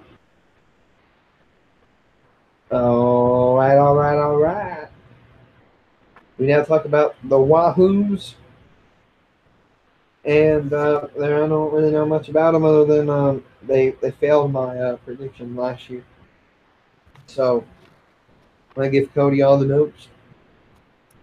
So Virginia, they have a new quarterback, and this guy was a former Arizona State transfer and had junior college quarterback last year, Bryce Perkins. He fits Virginia's mold. He's a dual threat quarterback, so he's gonna fit that. He's very well for them. They have two good wide receivers in Omaid Zakians and Joe Reed. Tight end Evan Butts is also a good threat there on that offense. They were actually pretty good offensively last year, and I expect them to do pretty much the same this year. Running back Joe Ellis returns. It's a solid threat in the running game. Offensive line is a concern, though. It's weak, it's inconsistent, not much depth there. Linebacker and safety has experience, so they should be pretty good in the middle there and part of that corner, part of that secondary. The defensive front is the biggest question mark on defense. There's some experienced players on there, not as much chemistry, not as much depth as well. But they do have depth in the secondary. It's the strongest unit on defense, so I expect the secondary and the linebacking forward group to carry this defense, possibly this team, except for that offensive side of the ball. All right. They start at Richmond. They get a win. They do win 1-0 at home against the Spiders. They travel to Indiana, where they lose to the Hoosiers. Do lose to the Hoosiers, 1-1 on the year. They then play the Bobcats of Ohio, and they win. That is a win. They go to 2-1 on the year. They then play the Cardinals, and they lose. Give an L to the Cavaliers. They do lose against the Cardinals, 2-2. They then go to NC State to play in Raleigh, where they lose, moving to 2-3 before the bye. 2-3 before the bye. They do lose in Raleigh to NC State. They then, after the bye, stay at home, play Miami, where they lose. I agree with that. They've moved to 2-4 with the loss to Miami at home. 4 straight losses there. 3 straight, excuse me. They then go to Duke, where they lose. I have a win here, putting them to 3-4 in the season. They then play North Carolina at home, where they win. I have a loss here, putting them to 3-5. They then play Pittsburgh, where they win. Another loss for me at home, 3-6 for the Virginia Cavaliers. They then play November 10th. They play Liberty at home in Liberty's first season in FBS. Fun fact: Liberty plays this game and has to go take on Auburn. I'm gonna have you pick. I'm gonna have you pick who wins this game first. Listen, when you're in your first year of FBS, it's a whole different story than when you're in the FCS. Coastal's learned from that. Plenty of other teams will learn from that. Now, Liberty did upset Baylor last year. That's because Baylor basically had FCS talent on that team. So it really wasn't matching up very well for them at all. But I think this is Liberty's first year full-time in FBS. Yep. So they are 2 seasons behind Coastal because they have to follow their little big brother. And I think it may be competitive, but I think there's just too much talent on Virginia to worry about too much of an upset here. And I do have Virginia winning them, putting them to 4-6 in the year. Ladies and gentlemen, my Fourth upset of this video is the Liberty Flames upsetting the Warriors to move Virginia to 4 and 5 on the season. 4 and 6. Yeah, 4 and 6 on the season. Then they go play Georgia Tech on the road and they lose. They do play Georgia Tech and they do lose in Atlanta. And then they travel back to the state of Virginia to play Virginia Tech. They stop in Blacksburg, where they pick up another L to finish 4 and 8 on the season. They do travel back home, and while on the way home, they do stop in Blacksburg, take an L on the way back to Charlottesville as they get a back-to-back loss against the Techs and lose and move to 4 and 8 on the year. All right, so we got 2 teams left to talk about: Virginia Tech, and then we're going to spend about again 3 hours on Clemson. With that said, Virginia Tech, I'm going to keep it simple to 4 words to describe this team: good team, great schedule. Good point on that. I would agree with that. Quarterback Josh Jackson, he takes the helm. He must be more consistent to lead this Virginia Tech team into any prominence in the ACC. The running backs average 3.9 yards per carry in 17. That's next to last in the ACC, so they are going to need to up that a lot. The offensive line returns 3 starters.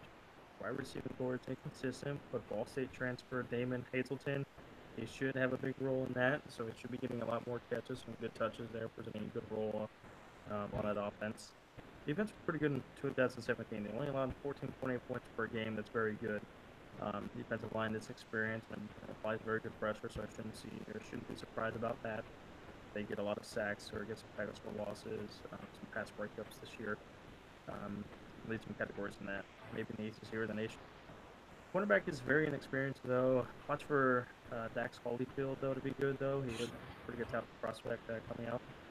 Secondary must replace 3 starters, though. That safety, Divine Diablo, could have a breakout season, so watch out for him, and that's Virginia Tech secondary. So that defense can be just as good, if not better, than what it was last year. So they start against Florida State on Monday night.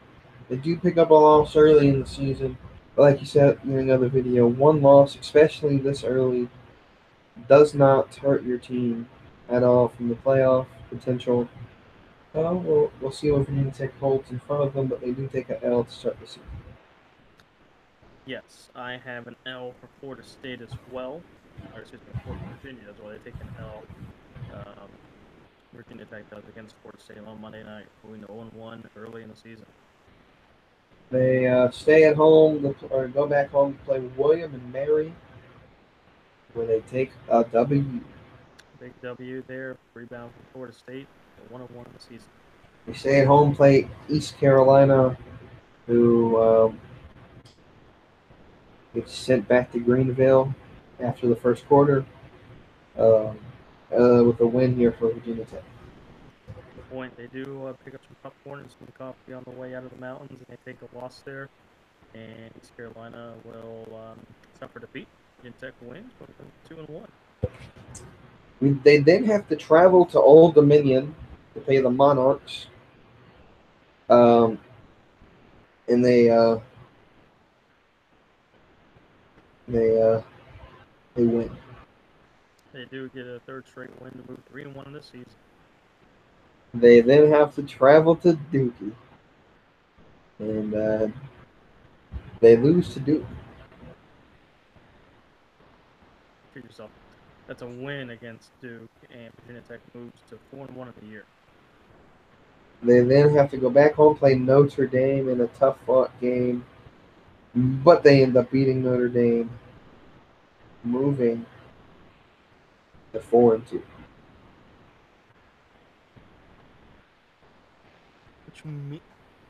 That's a loss for them. They moved to 1, 2, 3, 4, 4-2 in the year. Oh, to me. They didn't play North Carolina where they win. It is a win. They go to 5-2 in the year entering the bye. They played Georgia Tech and win. It is a win. 6-2 in the season. Boston College win. 7-2. That's another win. Lost to Pittsburgh. That's a win against Pittsburgh, moving them to 8-2. The biggest game of the year. Before we get to that, did they win against Virginia? They do. All right. So Let's set up the scene. Both teams coming into this game. For you. For me, essentially have 8 wins, 3 losses. The winner. No, excuse me. Miami has 9 wins, 2 losses so far coming into this game. Virginia Tech is, with a win, would have 9 wins. So basically, if Virginia Tech wins, Miami and Virginia Tech will tie. And that's what I have happening. And because of that tie, Virginia Tech wins the Coastal. So coming into this game, I have Miami coming in 9-1. Virginia is coming in with a record of 8-2. But one of those, did they count Notre Dame as an actual ACC game? No. Okay.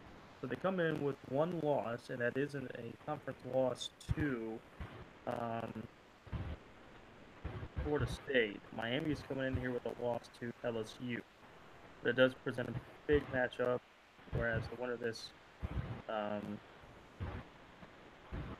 definitely take control and win the division. And I have Virginia Tech beating Miami. However, both teams finished with a 10-2 record. Both are bowl eligible. But I do have the Miami Hurricanes outclassing the Virginia Tech Hokies due to Virginia Tech's 2 conference losses to Miami's 1. Even with Virginia Tech beating them, due to that 1 conference loss to Virginia Tech's 2, Miami will represent the Coastal Division in the ACC Championship game for a 2nd straight year. Alrighty. So now we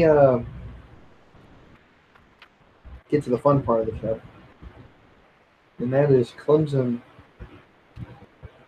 football. We're going to sit here. We're going to talk schedule and all this later. But I want to get to the first thing. Before Cody gets into his book of notes he has on Clemson, I'm sure this is in your notes. So we're just going to go ahead and talk about it. There's a QB battle that, for at least the time being, is put on pause. As Dabo named Kelly Bryant the starter, at least for week 1. So we're going to talk about this. Where do you, at least in your mind, hope that the quarterback competition goes to? Much as I really don't like Kelly Bryant for the way he played against Alabama in the Sugar Bowl, he is experienced. You got to give that nod to him, coaches, and that's one thing that I've learned that over the years is fans may not like the decisions, but the coaches see a lot more than what we do. And we may disagree with it, but we're not seeing what the coaches are seeing. All the offensive coaches, Jeff Elliott, Tony Scott, Jeff Scott, Tony Elliott, my bad. Dabo, they're all looking at film. They're looking at these camps and these practices. They're saying KB has really outperformed himself before, and he's a clear-cut favorite to be the quarterback, with Trevor Lawrence being very close and Chase Bryant isn't too far behind that. So, but I wouldn't be surprised in the 2-quarterback system here for the first couple games, getting both guys reps. And I think definitely halfway through the year we will have a definitive starting quarterback. The rest of the season, unless one gets hurt. But I do think that starting Kelly Bryant, he's familiar with this offense. But I do think both quarterbacks will definitely see playing time against Furman first game of the year. But if the coaches say Kelly Bryant, I'm trusting Dabo, and uh, we all know Lawrence is the future for sure. This is just like going back to 2014, excuse me, when Watson was second on the depth chart to Cole Stout. Um, Many people felt like Sean probably should have started that year. Cole Stout got pulled in the Georgia game, and Sean came in and basically took over that role pretty quickly. But this is a different circumstance here. Cole Stout was okay. Kelly Bryant's better than Cole Stout, so it's not exactly the same situation. But we do have our future guy basically being second string on the depth chart opening the season in a stretch for the season.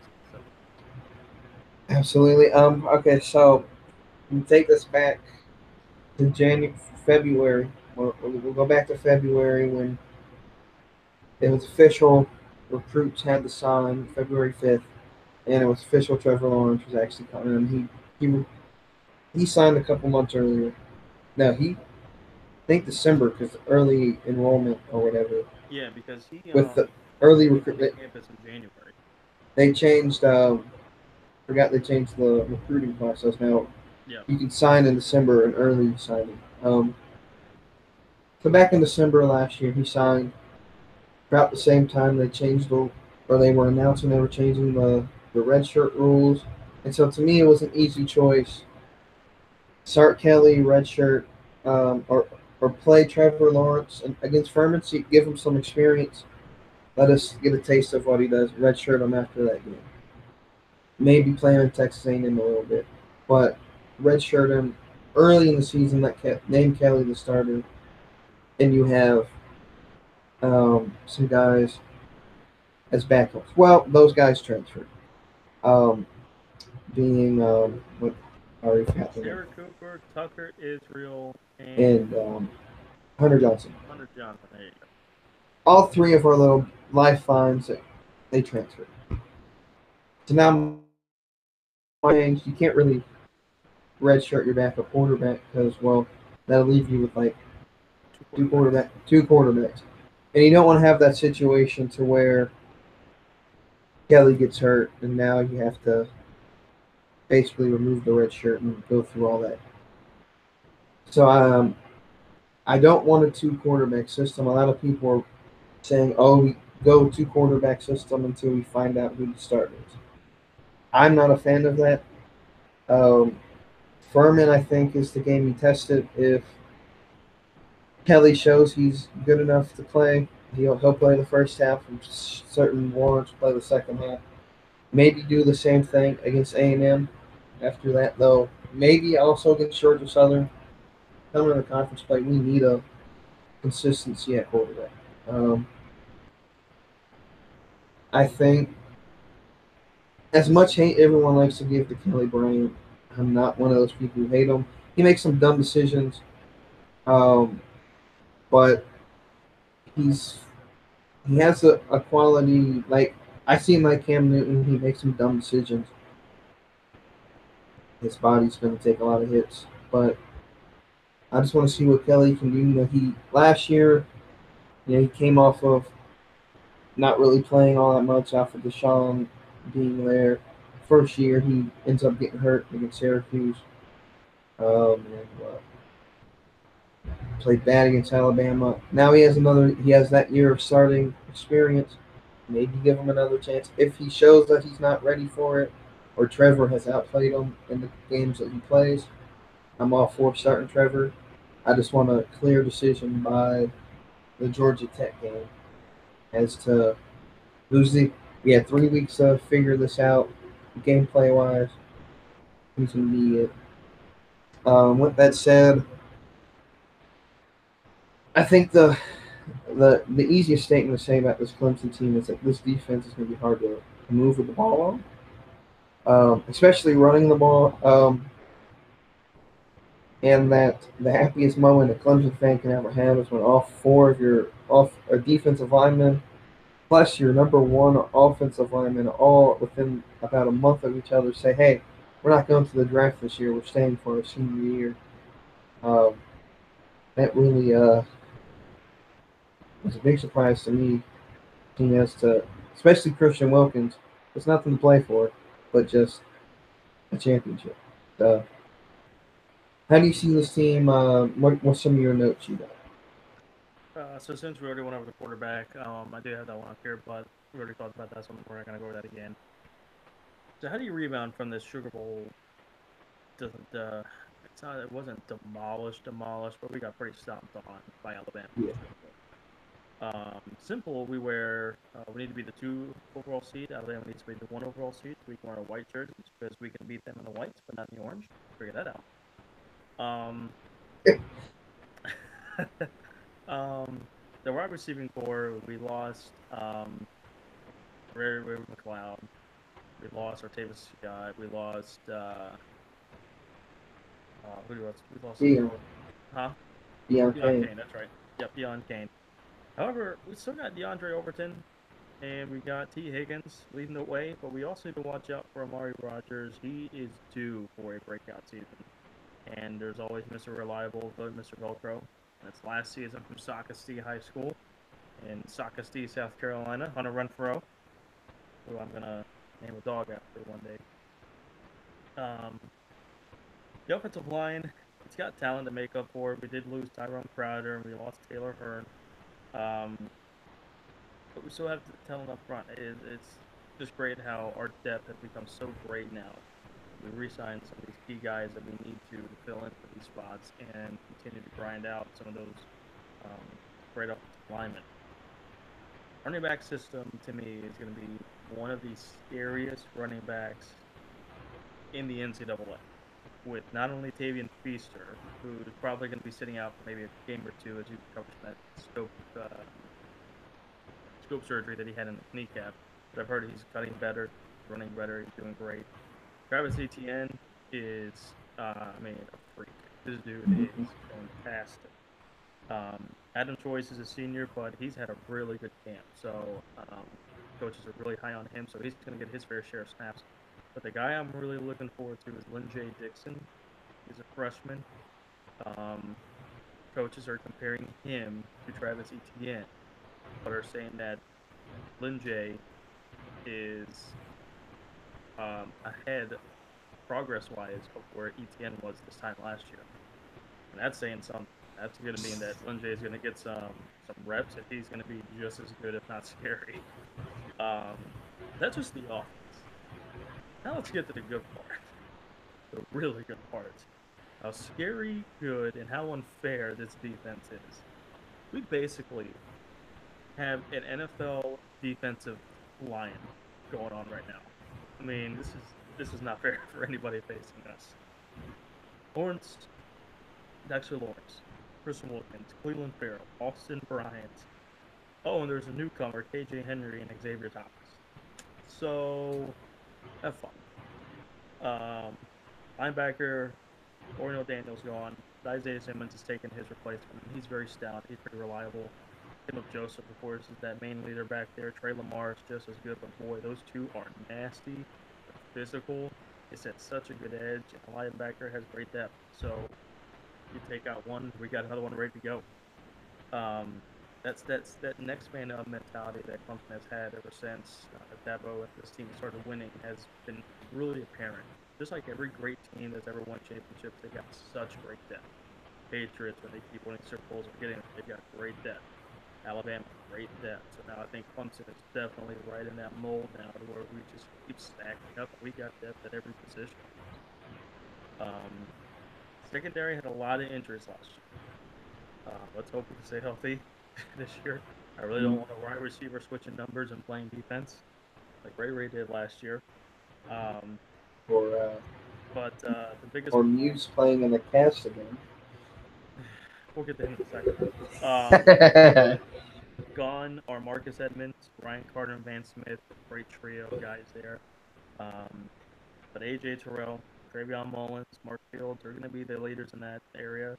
Some experience behind them, but freshman Kyler McMichael, Mario Goodrich are capable to be just good backups, though. So, once again, it's that whole mentality of next man up or filling those needs. These guys are going to be good. Safety depth is an issue. But Kayvon Wallace and Tatum Hughes are going to be the starters. And Tatum Hughes, if you're listening to this, don't break your arm again. Don't do anything that bad. I don't want to see you ever play with one arm again because I don't think last year if you had two arms you would be good because you were just god awful. So um, get better, please. So If not, there's a guy back there who wears number 9 who wants to take your spot. please let him do. Yeah. And one key note that I was looking over some of the news and notes this week. So Greg Kugel's back. This is he got injured at that torn ACL, but now he's back. He's been kicking. He's not number one on the depth chart. D.T. Potter, who was one of the top kicker prospects in the whole country last year that we got. He's actually listed number one on the depth chart coming to the firm. I'm not sure if that's mainly if the coaches have said that he just flat out beat Greg. I also think the fact that that's a lesser opponent. I know how Dabo doesn't want to think of him as a lesser opponent. That's a great mindset. Us fans, we can have that ability to say that it's a lesser opponent. So giving a rookie or a freshman an opportunity to do kickoffs to I don't know if he's going to place kicks, but I know he's going to do kickoffs. So that's going to get him some experience under his belt before we all travel to Kyle Field in that crazy environment in Texas A&M. But overall, this team's very good, just like they were last year. I'm really interested to see what we're going to do offensively. I don't want to say that this wide receiving core is less talented than what we had in our championship season, but I think they still need to prove me something. Maybe they throw some more deep balls. They need to get a ball in the hands of Amari Rogers, D. Higgins. I don't care if we got to do screens, jet sweeps, whatever we got to do. We need to get the hands of those playmakers, let them get the ball, let them run. And the problem is getting the ball out to them, but also getting enough snaps with our running back because either way, this offense is going to be good. Absolutely. I'll just add we have like what 9 defensive linemen who are like top tier could start. Where I just want to see how we play all of them. It's going to be the problem. Everybody's I don't. snaps. This is like it's a great problem to have, but there's a few games on this list that we could be blowing them out in the second or third quarter, and these guys get in and get some really good playing time. That's really all you can hope for because it's unfair. And saying that to the NFL scouts who are watching, these guys that you're looking at, the seniors, they're probably going to have like 10 sacks because we're going to like rotate so much. So don't look at that. They're all top 50. Look at the stats this year. They're all top 15 picks. Just overall defense. We're gonna watch the draft this year, and come April, it's going to be in the Detroit Lions select, Clemson, like 5 picks in a row, literally. Clemson's gonna have a big year in the draft. It's gonna feel like Kentucky basketball in the NBA draft. Then we finally get either a Heisman Trophy winner or number 1 overall pick. We're going with number 1 overall pick. One can hope, though. If it's a team that doesn't need a quarterback, yes, but the quarterback class this year, you got Ryan Finley, Will Grier. We got a lot of Trace McSwirly out of Penn State.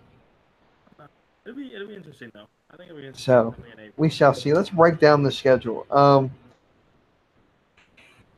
These are predictions. I'm gonna ask. There's a couple asterisks I have between 2 games that I want to watch out for. But September 1st against Furman. Some call this a cupcake, some don't. I don't really necessarily think of it as a cupcake. It's, hey, we pay you to come lose to us. So it is a win.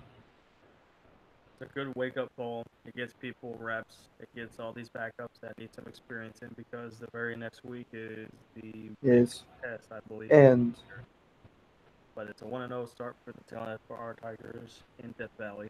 Absolutely. And again, I don't like cupcake. It's like you said, it's a way to really move everyone into motion, get them out of camp, get them into game speed, and then to get some of the guys who normally don't play some experience, as well as maybe show a couple plays that we normally wouldn't use. And it's just a game to have fun, let the fans come back to play. And, if you go back 2 years ago, it was a cupcake against Troy, or so we thought, and well, that almost ended badly. Lincoln, what do you say about the whole trickery aspect of it? I was reading an article this morning of sort of a preview from a South Carolina beat writer for the state newspaper in Columbia, and he was saying how this week against Coastal, South Carolina should never punt the ball. Ever. Sounds stupid, but in his opinion, it's ways to either get trick plays, it's to get their fake punt formations, this and that. That because South Carolina's also got a very important game in week 2, just like we do. They face Georgia, we face A&M. So it's in a way, it's getting these trick plays, it's getting these different schemes and these different formations to kind of trick opponents to see if it works. Now, the problem is that if you do that, then Georgia's going to have tape on that, or A&M's going to have tape on that, so they're going to know how to defend it. So for me, I'm not really a fan of the fake punt necessarily. My philosophy is you use the fake punt once, and you really can't do it again because now they're expecting it. They're expecting it every time you go out and punt formation. So if you do a fake punt, it has to be like with the idea that hey, it's the second quarter. If we do it now, we're never gonna be able to do it again. Now the whole idea of keeping the offense on the field on 4th down, I'm okay with. But I'm also one. I'm certain in this game, Dabo's going to do like what he did at halftime in State. There'll probably be 12-minute quarters in the second half with a running clock. Dabo's a really classy guy. I mean, he wants to give everyone playing time, but he also doesn't want to blow up the score. But this game, as well as Georgia Southern, is definitely you don't want to run up the score, but you kind of do because it looks the committee looks at points scored, and so I'm all for scoring as much as you can. I don't necessarily think trickery is needed, but I mean, I mean South Carolina, they'll be stupid not to punt because I mean I gave them a lot of praise last night, but that game could go the opposite direction, and yeah. And one more quick little thing before we move on to A&M. One of the best moments of not only me being a fan in this Dabo Sweeney era, but just in general in sports. I'll never ever forget watching Clemson Miami game 2015 when we went down just slaughtered. It cost Mark Kirby his job or whoever was for cost him his job. I don't even know if Clemson even went to the locker room at halftime. I'm sure they did. Right before they did, Dabo had every single player on their knee. And he said, listen, we win with class, we lose with class. What we're doing right now, blowing them out. They're not feeling very good about themselves. They're embarrassed on their home turf. We win with class, we lose with class. I don't care what the scoreboard looks like. You're not going to go out there and showboat and try to think through all this and that. We win with class, lose with class. That's what these 2 games against like Georgia Southern and Furman. We'll probably run up the score a little bit, get a good rate push in there, make it look good on the scoreboard. But I doubt we'll get 60 points because that's not the Dabo Sweeney thing. I guarantee a field goal will be scored against us in the 4th quarter. It always happens. We never, unless we play Miami, we never shut nobody out. What year was it when we went to go see South Carolina State? Was that 2016 or 2015? I think it was 16. So that was the year we won the national championship. Yeah. So if we get a shutout in either one of these 2 games, there's a big chance that something good might happen. That means we need to go to the Georgia Southern game. So let's get shut up. Well, see, the problem is I already have the 13th and the 16th off that week, so I can't take the 15th off. They got sick. What are the 16th? Because I asked for it off since it's a pay-per-view. 16th? So I don't have September. September. It's Hell in a Cell. on Saturday. Or that's a Sunday, 15th. Yeah. I'll be coming back home from Mexico. Oh, Mexico. Anyways. But anyway, back to A&M. This is my first game with an asterisk beside of it. I give Clemson the W, but I'm not one of those fans that are just going to say, oh, win, without thinking, hey, we can. This is definitely a game we can lose. There's a reason it's called the 12th man down there at Kyle Field. A&M's not the team they were when we announced this game, back when Manziel was there, but it's still an SEC team. It's still going to be a hard competition. I give us a win. What about you? Jimbo Fisher is 0-2 in the last 2 seasons against Clemson. I really don't think he wants to go. I think he's going to try everything in his power he can to win this game. And I give us the loss. I think this is an early season loss for us. It's a very tough environment on the road in Kyle Field. I've seen a lot of Clemson Facebook pages that are excited to go and watch Clemson Kyle Field. 100,000+ people there. The Friday night yell, I think it's called, the night before they do their chants or yells, or they do their traditional Friday nights that, as a fan, I would love to go see. That midnight is really the thing to see. But come game day, I'm not going to say that anybody's going to have a lot of nerves. I think there will be some nerves just because there is a huge crowd on the road. And I think this will be played under the lights too. I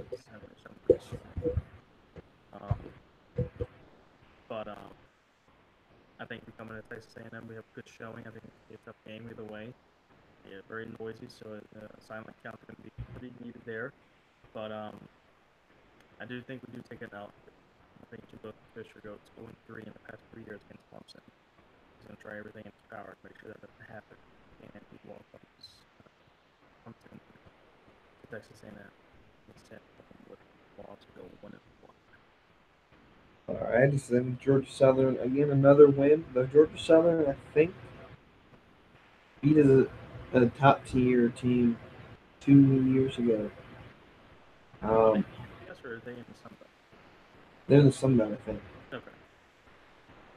They did surprise the team though a couple years ago. I want to say it was like LSU or something.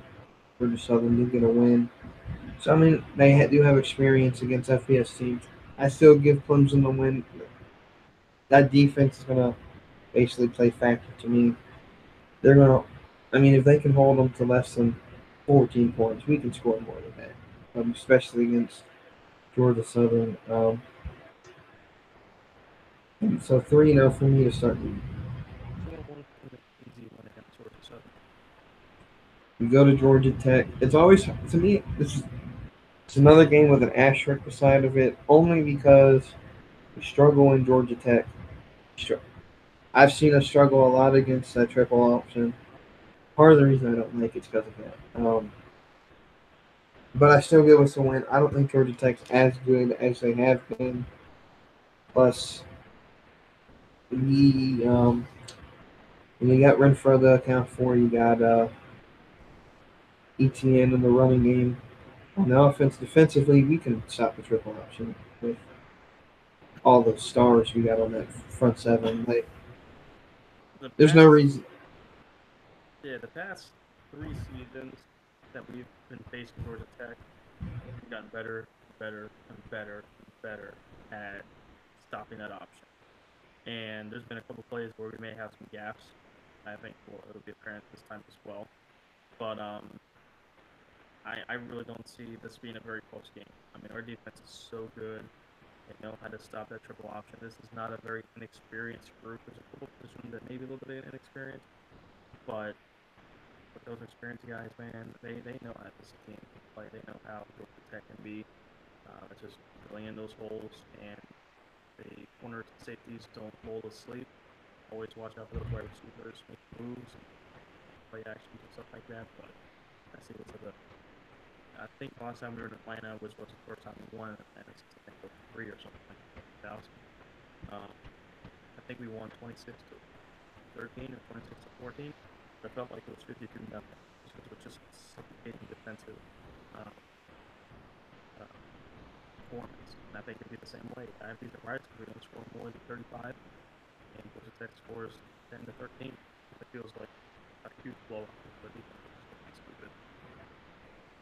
All right, so then Syracuse again. This is revenge right here. Um, Sweet, sweet revenge. and another win. I have Clemson starting 5-0. Got us starting 4-1.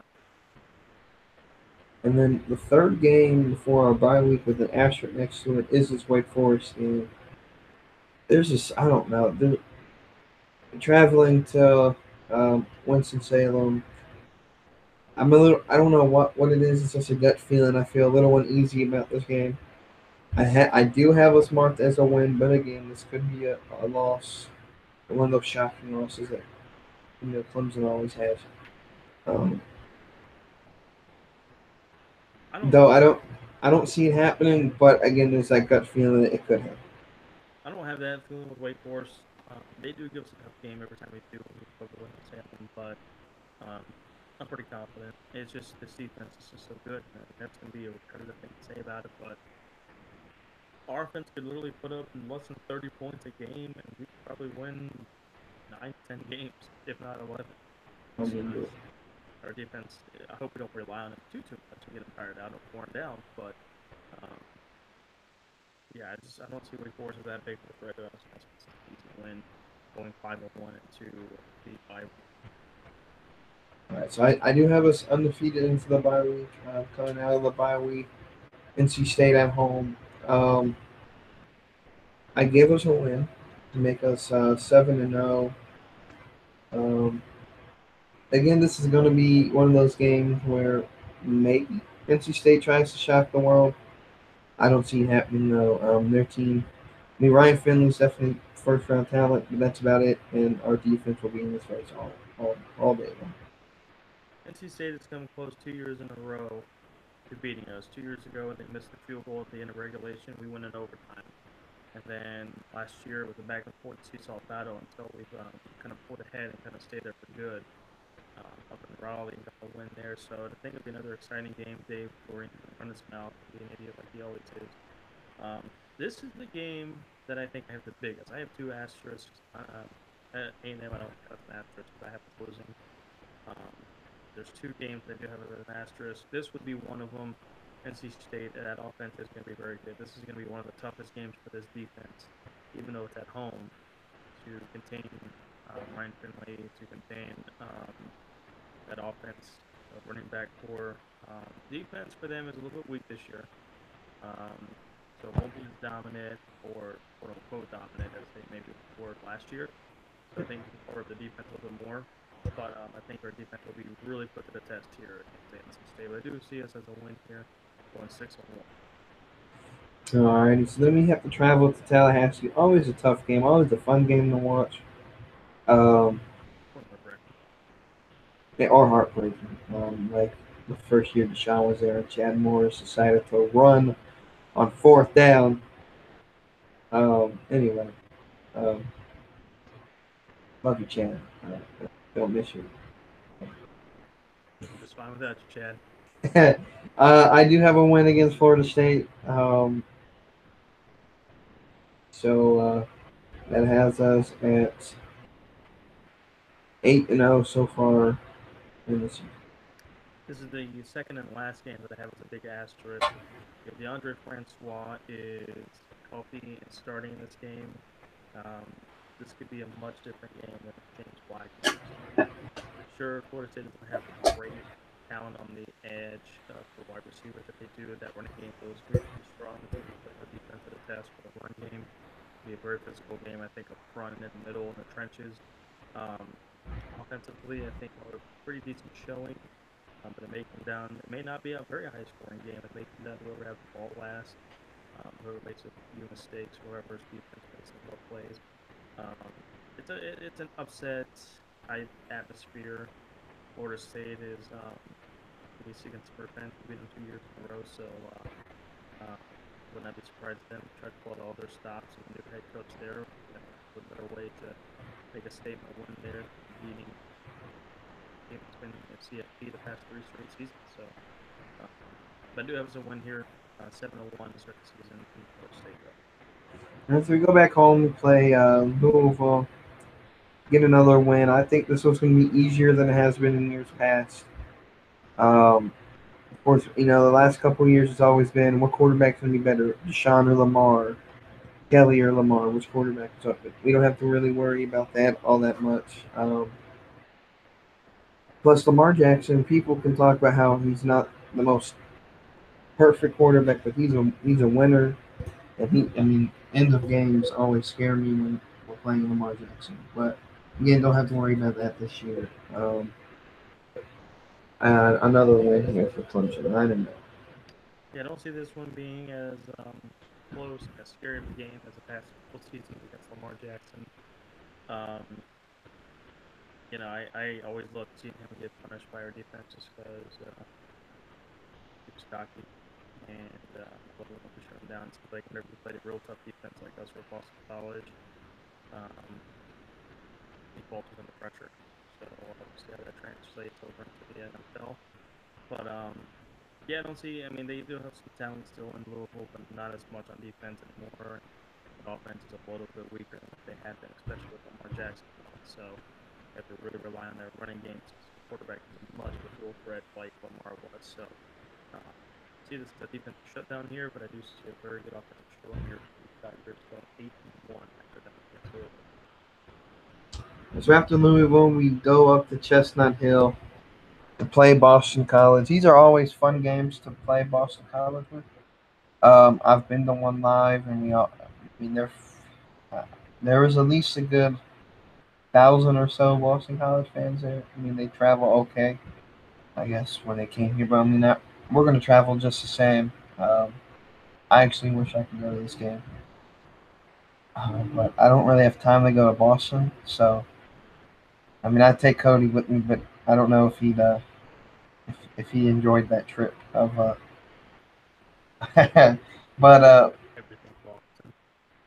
yeah, I'd like it because well, I like Boston as a sports city, and but yeah, I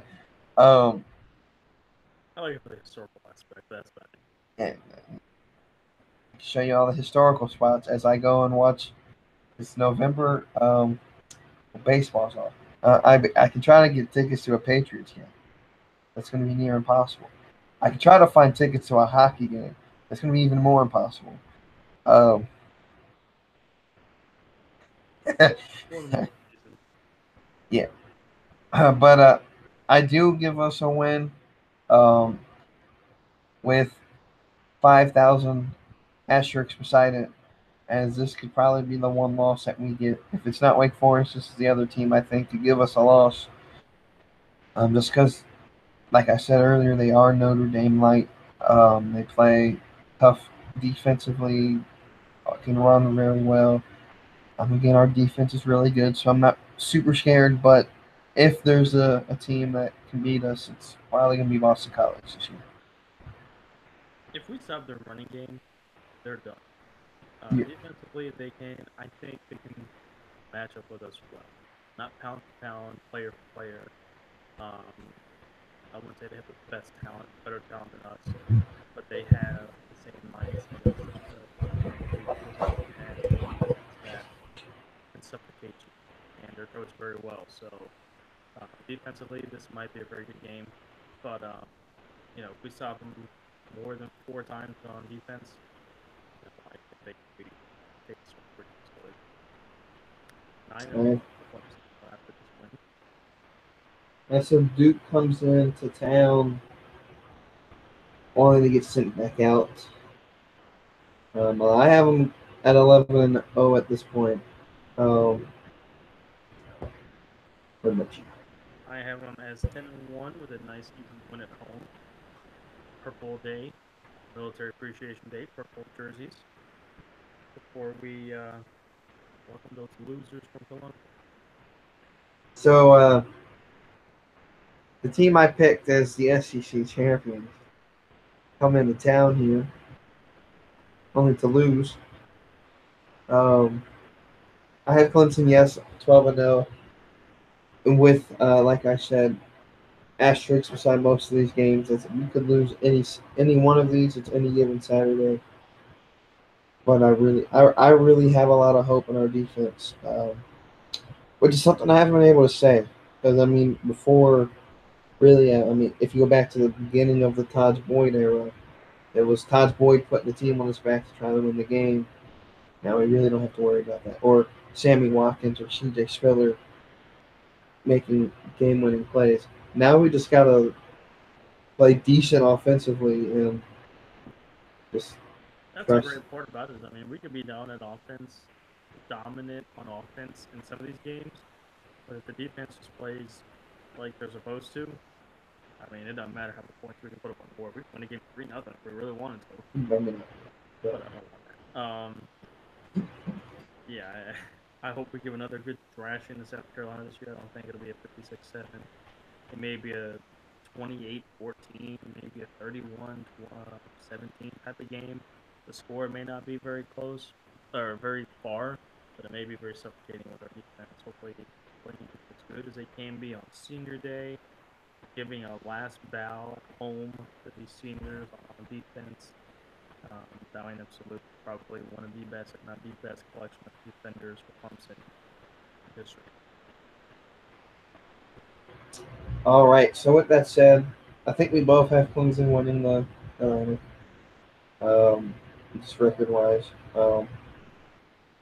You had Miami. I had Virginia Tech. So who wins ACC? I do have the Hurricanes against Clemson, a rematch of last year's ACC championship game, but the same result will happen in Charlotte, with Clemson winning the ACC championship game, moving to 12-1. So I have Virginia Tech versus Clemson, a rematch of 2 years ago, where good things happened for Clemson 2 years ago. I have us winning again, 13-0, heading in after the conference championship game. With that said, we are going to tell if the playoffs. So we finished all our predictions on the Power Five. Now we're gonna list if the season were to end today and the playoffs were to begin, our top 14. So what we're gonna do is we're gonna begin with seed 4 and work our way up to seed 1. So, Mr. Montanaro, your number 4 seed is The Oklahoma Sooners, who I believe were 12-1 in my predictions. They are the 4th seed going into the college football playoff. my 4 seed at 12-1, the Stanford Cardinals. Okay. All right, so you're 3 seed.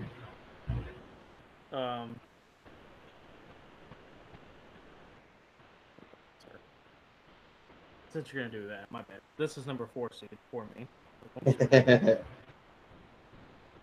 My number 3 seed, with a 12-1 record, our boys, Clemson Tigers. My number 3 seed. I need Cody to not come through the computer for me when I say this. With a 12-1 record.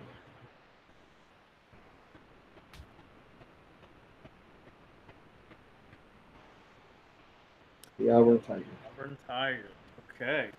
Now, the reason I say this is they do lose their conference championship game in my predictions to South Carolina. But again, South Carolina was 10-3 after that versus 12-1. Beat Alabama, you beat everyone else in that conference that you play. Beat Georgia. Auburn deserves a spot. Necessarily may not get one losing the conference championship game. I don't think they really If history proved itself, we're not really going to focus much on that game. Auburn's 12-1. Yeah, they're my 3 seed. So your 2 seed. 2 seed with a 13-0 record. The winner of the Big Ten, the Ohio State Buckeyes. All right, all right. So my number 2 seed with a 12-1 record. The winner of the Big Ten. The Wisconsin Badgers. All righty, and your number 1 seed. Number 1 seed with also a 13-0 record. Winner of the SEC, the Alabama Crimson Tide. My number 1 seed, my only undefeated team I have left in the making. 13-0 Clemson Tigers. So my matchups: number 1 versus number 4, Alabama versus Oklahoma, and number 2 versus number 3. The third installment of Clemson versus Ohio State, second time in the college football playoff. Of course, the first one is in this decade, Orange Bowl 2014. My matchups are Clemson versus Stanford, Wisconsin versus Auburn. Ladies and gentlemen, I think we're going to have 2 Tigers in the national championship. Now, who wins, I'm not going to predict because I'm not going to predict the national championship right now. But we may just possibly see Clemson versus Auburn. I could see Wisconsin maybe winning it. I don't know if their offense is ready. I can tell you now, Stanford, really, out of the 4 teams that I picked, I could also make a case for Alabama. Alabama, in my predictions, went 11-1. They could sneak in as the 1 seed or the 4 seed, beating out Stanford. I just don't see in my predictions them putting 2 teams in the SEC that didn't win the conference, though they have done that in the past. I think with the Big Ten. I think the non-conference winner and then a non-conference winner in the SEC. So it could happen. That 4 seed's debatable, but with that, that's our predictions for this year season. We'll see how things all shake down. The first game starts. It's now 1:36 a.m. here on the Eastern Coast. So tonight, the games start. Football is back, ladies and gentlemen. This is the Outlaw Sports Network. I'm Randall Wheatley. That's Cody Montanaro. And as always, as people said, go Tigers. We may potentially do a week by week review of some football. Maybe depends. Yeah, maybe we could do takeaways, biggest headlines, and maybe throw a little bias in there and review every Clemson game. Yeah, absolutely. With that said, y'all have a great rest of your night if you're not already asleep. And a great rest of your Thursday. And we'll see you later.